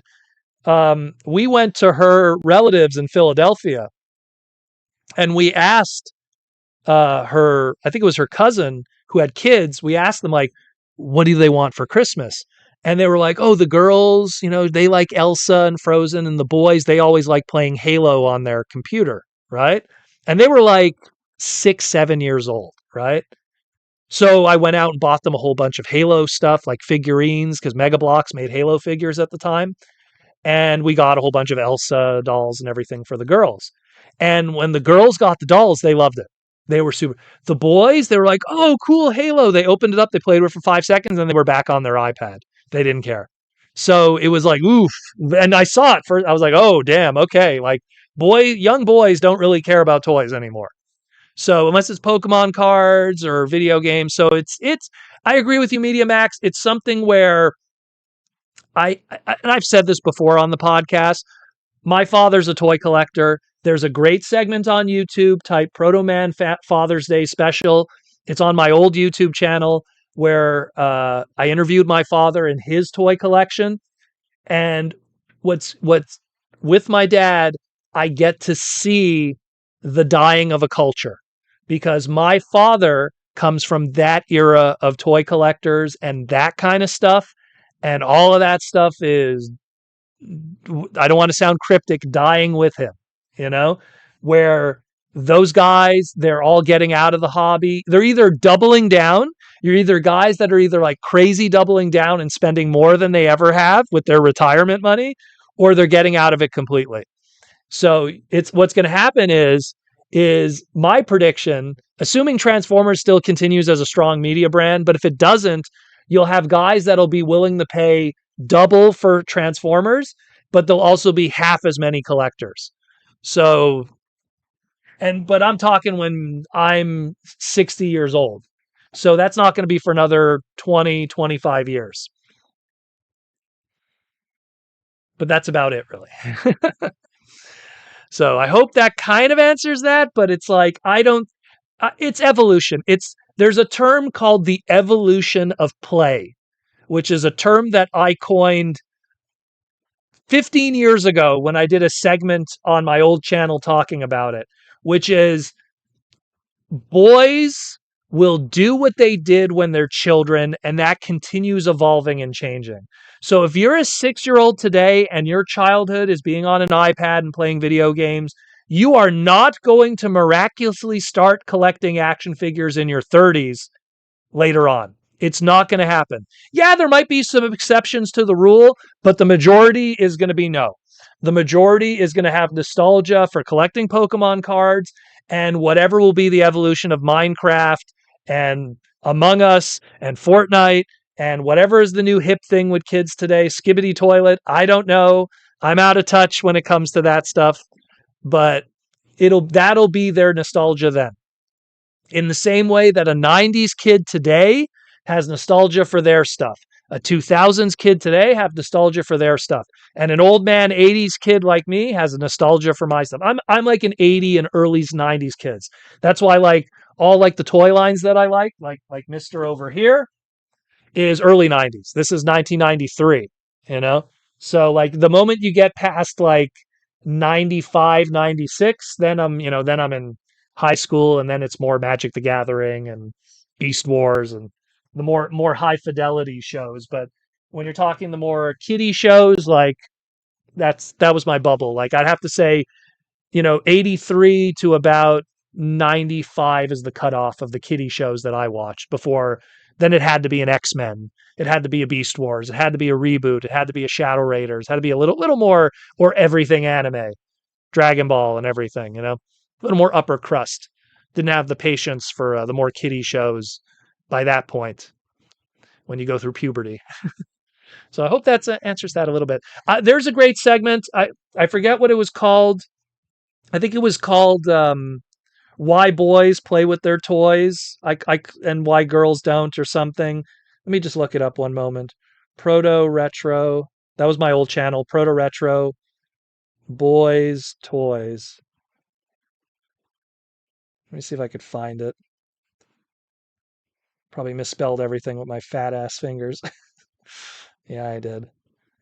It's somewhere on there. I can't find it on the anyways. But I did two really, like I sat down on my couch in my living room, which you guys sometimes see, and I just talked about the toy industry. These are old videos, so I probably had more hair on my head. But yeah, so don't let that scare you. But yeah, that kind of answers that a little bit, I hope. Seed is great. Thank you for the super chat, by the way, Media Max. Big Bot Bodega said seed is great. Did someone ask what Protoman had for dinner? We bought a barbecue chicken from Adonis, which is this like Mediterranean place. It was really good barbecue. They don't do it like Costco. They do it like really nice. And they put like garlic in it and everything. We bought a beautiful Adonis chicken. Her birthday was just a couple of days ago. So I asked her, I was like, well, it was a work week when her birthday was. So we were like, do you want to do something on the weekend? And she's like, oh, I don't know. Maybe we'll do. And then she's like, oh, I just want an Adonis chicken. So we got an Adonis chicken. We got some like Arabic home fries. We got garlic sauce. And then we got some pita bread to have with the garlic sauce and the chicken, kind of make like a makeshift shish taouk thing. And then, because you just take it off of the chicken itself. And then we went to this, in Montreal, we have this place called Rockaberries that has these amazing pies that are $14 a slice, but you get like a huge like quarter, but they're like $14 a slice. But so we got her a nice slice of Rockaberries pie, kind of like a makeshift cake. And that was it. That's all she wanted. She's very simple. So we had that. So that was kind of our supper. And now you're making me hungry. I'm going to want more of that chicken. But yeah, that's kind of what I had for dinner. And I'll have more of that later. Ontario Swedish Chef, that is a fun Gundam series. Enjoy the characters from Gundam Fighters Try. I love Gundam Fighters. Love Gundam Fighters Try. Even what was the one afterwards? They're all good. They're all good. Try was too short. I would have liked it if it was longer. Big Bot in my high school was the Trojan, so I always had a soft spot for Tall Geese, which had a Trojan helmet. With Zex Marquise. Sazabi. That's another crazy good suit. Sazabi Master Grade, for the longest time, I think was the most I ever spent on a model kit. But that was like back in the day. I think it was like $70. And this, keep in mind, this is like $70 back in like 1998. And I remember going like, man, $70 for a model kit. Now today, like any Master Grade starts at $70. So, but back then I was like, oh my God, wow, what a, now of course, perfect grades too, forget about it. But back then that was a lot of money.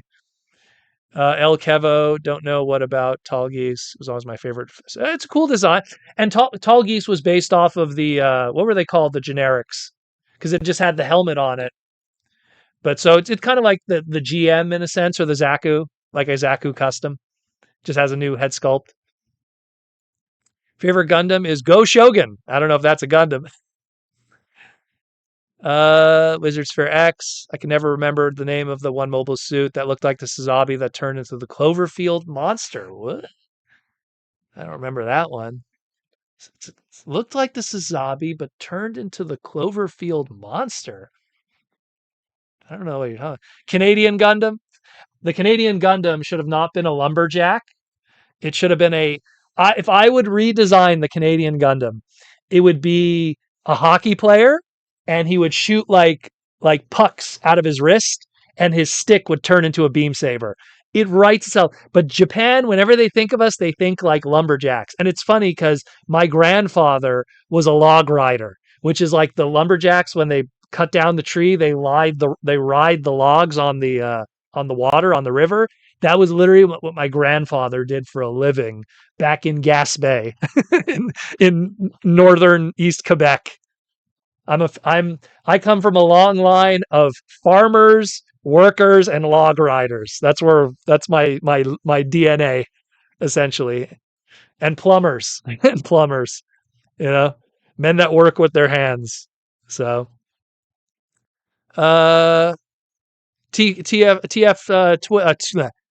getting tongue twisted. And Dark Angel says the Hell Custom. Okay, so you like the bat wings. TFCon Twins with the $7 super chat. Thank you, TFCon Twins. We hope you have a wonderful holiday, Proto, and a Merry Christmas. This hobby wouldn't be the same without the hard work you continue to give us. Well, thank you, Twins. Thank you so much. Again, I just want to make you guys have good content. You know what I mean? I just want you guys to have good content, that you guys are informed on what's going on with this hobby, and that the information is correct, because I don't want to throw shade, but there is a lot of fake news out there, for lack of better words. There's a lot of content creators that they phone it in.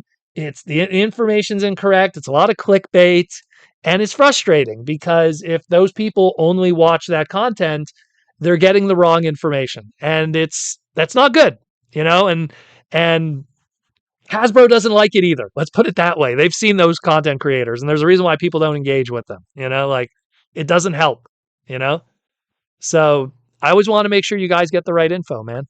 That's what it's always been. Lizard Sphere X. I also like Shamblo. I don't know what Shamblo is. It's a Samurai Champloo or Shambo. Tom Laney, have a good holiday, everyone. Thanks again, Pro. What time is it? Oh, we're already over. We're 12 minutes over. So here, I'll try to finish as much as I can, and then we'll call it quits. I don't want to leave anyone hanging here. Ashton, my dad is 66, just offloaded His model trains. Oh my goodness. I have a bunch of model trains too that are just sitting in the crawl space. All my CN HO scale stuff. I love my model trains though, so I would never get rid of them. I had a huge thing and everything. Model train kit. Everything. Custom city. T Former said didn't grow up with video games, been toys always. Well, then you're awesome, man. That's awesome. Exception to the rule, as they say. Exception to the rule. Big Easy. Same with me, Proto. I guess you mean working with the hands. That's how it is. I have like scars on my knuckles and stuff. Like people don't realize like I got like a scar right there on my knuckle from like I cut open my hand like fixing a motor engine for a Nissan not a Caravan, a Nissan God, what was their old vans back in early 2000? Oh my God, the MDX. And then I got like I for the longest time I had a burn scar right here for years, and I was like it just never went away. And then I want to give a shout out to Aeronaut from the TFW 2005 boards. He was a former TFCon staff member. He looked at it and he's like, I think it's a fungal burn. And I was like, what the hell is a fungal burn? And it was apparently because I have my uniform as a mechanic and it got drenched in coolant and it created a chemical burn, which then became a fungal burn. And if you use an antifungal cream, it would heal, and it completely healed. And because for the longest time, I had like no hair here. It's again, when you work with your hands, it is what it is, you know? But shout out to Aeronaut for noticing that chemical burn with using an antifungal cream. It worked amazing. El Kevo, it doesn't matter what age or gender. Whenever I show someone my collection, they get excited, even people who don't care about Transformers. Well, because it's cool to look at. You know, you could always respect something. Like, I don't like Harry Potter, but if someone showed me their Harry Potter collection, I'd be like, yeah, this is fucking cool. You know, like, you know, I always respect the hustle, you know? Always respect the hustle. Michael Butcher, I had both toys and games. That was me. Just both toys and games. T Former says, what's for dinner? Already announced, already said it. The chicken. Oh, it was the Leos. That's what they were called. That was like their version of the Zakus or GMs. They were actually more like they were kind of like a fusion of GMs and Zakus. Because I remember like it was just all white and then they just put that head sculpt on top of it that made the tall geese. So that he's kind of like, again, and Zex Marquise was pretty much Char. So it's a Char custom.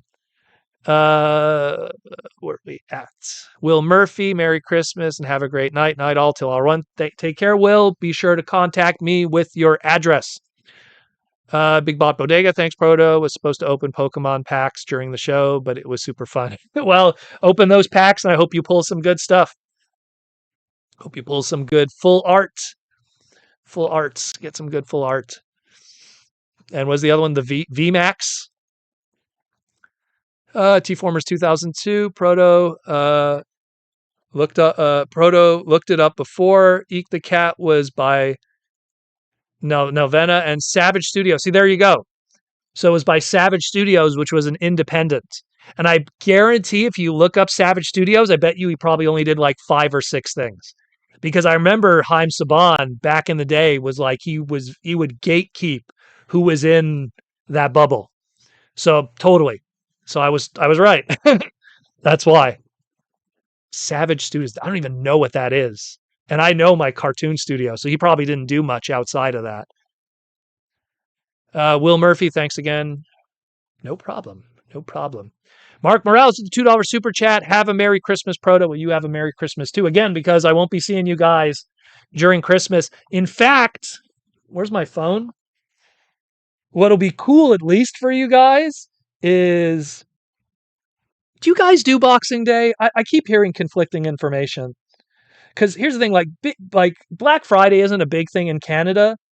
But yeah, see, Boxing Day, which is December 26th, is going to be on Friday. That's when Proto's going to get some good stuff. Boxing Day, I'm going to find some good deals. So that's when I'm going to go out buying. Because I don't, like, real talk, I swear, I haven't bought a Christmas present yet. I didn't buy any Christmas presents for her. I didn't buy any Christmas presents for people. I don't buy Christmas presents. I don't bother with it. Whatever. It's an excuse to spend money. But Boxing Day, oh, I'm going to buy some stuff. That's where it's at. When all the retailers get desperate in Canada and they start liquidating things, sign me up. So that's where I'm going to be on the 26th. And then we'll do the live stream, I think, on the 27th. I'm not even sure. I think I want to maybe have Jaws D on the live stream with Aaron Archer. I'm not sure yet because it'll be like a end of year thing too. I'm going to figure it all out. I still have a week to kind of piece things together, but we'll figure something out. We'll have a fun live stream with everybody. Be seeing you, Proto. Take care, Lizard Sphere X. Some Kiat. Enjoy your holiday time off and Boxing Day. Thank you, sir. Dark Angel with the $50. Is that 50 Filipino pesos? I was like, $50? That can't be right because it's in blue. 50 Filipino pesos. Thank you, Dark Angel. Merry Christmas, Proto. Merry Christmas, everyone. Take care. Thank you again. Thank you. Merry Christmas from Michael Butcher. El Kevo says Zex didn't come up helmet though. It was the guy that made the Gundams. Oh yeah, it was one of the doctors that made it. Right, that's true. Dr. J, maybe not the basketball player, but yeah, boxing. So in Canada, like here's a little Canadian history for you guys. We didn't actually celebrate Black Friday until very recently. And when I mean very recently, I'm like 2012, 2014, we only started doing Black Friday. For the longest time, as far back as I could remember as a kid, Boxing Day was our like Black Friday, which is the day after Christmas. All the retailers are open because in Canada, you have the 24th, you have a half day off, you have all of Christmas off, and you have all of the 26th off. So because that was such a standard for years in Canada, because they know they had the 26th off, retailers would be like, okay, we'll get some of our employees to come in and we'll do a blowout day and they'll do a Boxing Day sale. And so you're talking Walmart, Zellers, there's going to be Boxing Day for Amazon Canada. And it's where it's at because to me, Black Friday doesn't make sense because Black Friday happens before Christmas. People are buying presents. They're willing to pay full price because it's Christmas. So the good sales won't happen. But Boxing Day's after Christmas. It's over. The chance to make money is now have passed. So now they're really desperate. Now they want to sell stuff. So Boxing Day is where it's always been at. So I'm looking forward to Boxing Day. And I hope the US gets Boxing Day because that would be another excuse for them to make money. You got good deals at Target yesterday. Yeah, I heard about the 40% Target deals. Those were really good. Cringe McCringle posted it on our Discord. Shout out to Cringe. Thanks for that. James Hopkins, Merry Christmas, folks. I think we got everything, guys. I think we are done. Big Easy says Merry Christmas, everyone. El Kevo says Merry Christmas, Proto Man. Merry Christmas, Aaron, and have a safe crew, everyone. I think we're done for tonight. You got a little extra. You got an extra half hour of content. But yeah, so that is it more or less. Again, thank you for all the love and support, everyone. Thank you for the gifts that we opened thus far. We're gonna next week. I'll get the other stuff that's in the PO box from Fawn Heart and a few others that sent. So we'll get to those too. I just figured I'll open up the ones that were wrapped. I'll open up beforehand. The other gifts weren't wrapped, so it doesn't make for Christmas content, So it is what it is. You know what I mean?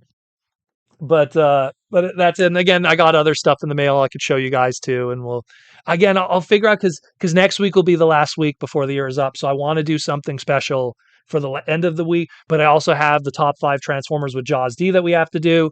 We'll try to figure out something. That way we have stuff for people on the end of the year for the hangout. We could all hang out and talk and stuff. I'll try to figure out something. We have one last super chat and then we'll call it quits from Media Max. He says, here's some pennies for your Boxing Day shopping. Thank you, Media Max. I'll definitely be trying to spend pennies. That's for sure. I just want to get, in all honesty, like my goal, the bigger price point, Cyber World stuff. I'd like to get Scorponok and Grimlock if I could get them on the cheap. Because no joke, like Grimlock's like $80 here in Canada. And then I look at like how much he is at Walmart and I'm like in the States and I'm like, whoa, we're getting ripped off. You go to a Walmart in Canada, and he's like $80. I'm like, what is this? So I hope he goes. If he's $50, I'll buy it because I want to have like a nice big chunky Scorponok to go with them in my display. That'd be cool because he's cool. He's like a play set and he's fun. And I'm a sucker for play sets. So, but again, $80. Quebec taxes. Add another 14% on that. Oof. You're talking easily like $110 for that thing. I'll do 50. I'll do 50. I'll do it for 50. $5. But yeah, thank you everyone. Thanks for all the love and support. Have a great happy holidays with your friends, your families, your loved ones. You don't have to spend money to have fun. As I always say, the present is the presence. Be there for each other. Have fun. Hang out. Talk. Play some games. Play some cards. Play some video games together. Play a board game together. Just have fun. Chill. Relax. I was very lucky to have a family because we didn't have a lot of money. We'd sit around the table and just talk a lot. Talk a lot. A lot. That's probably why I'm so social, I guess. I don't know. But anyways, take care, everyone. I'm out of here. Happy holidays. Have fun. And as always, roll out.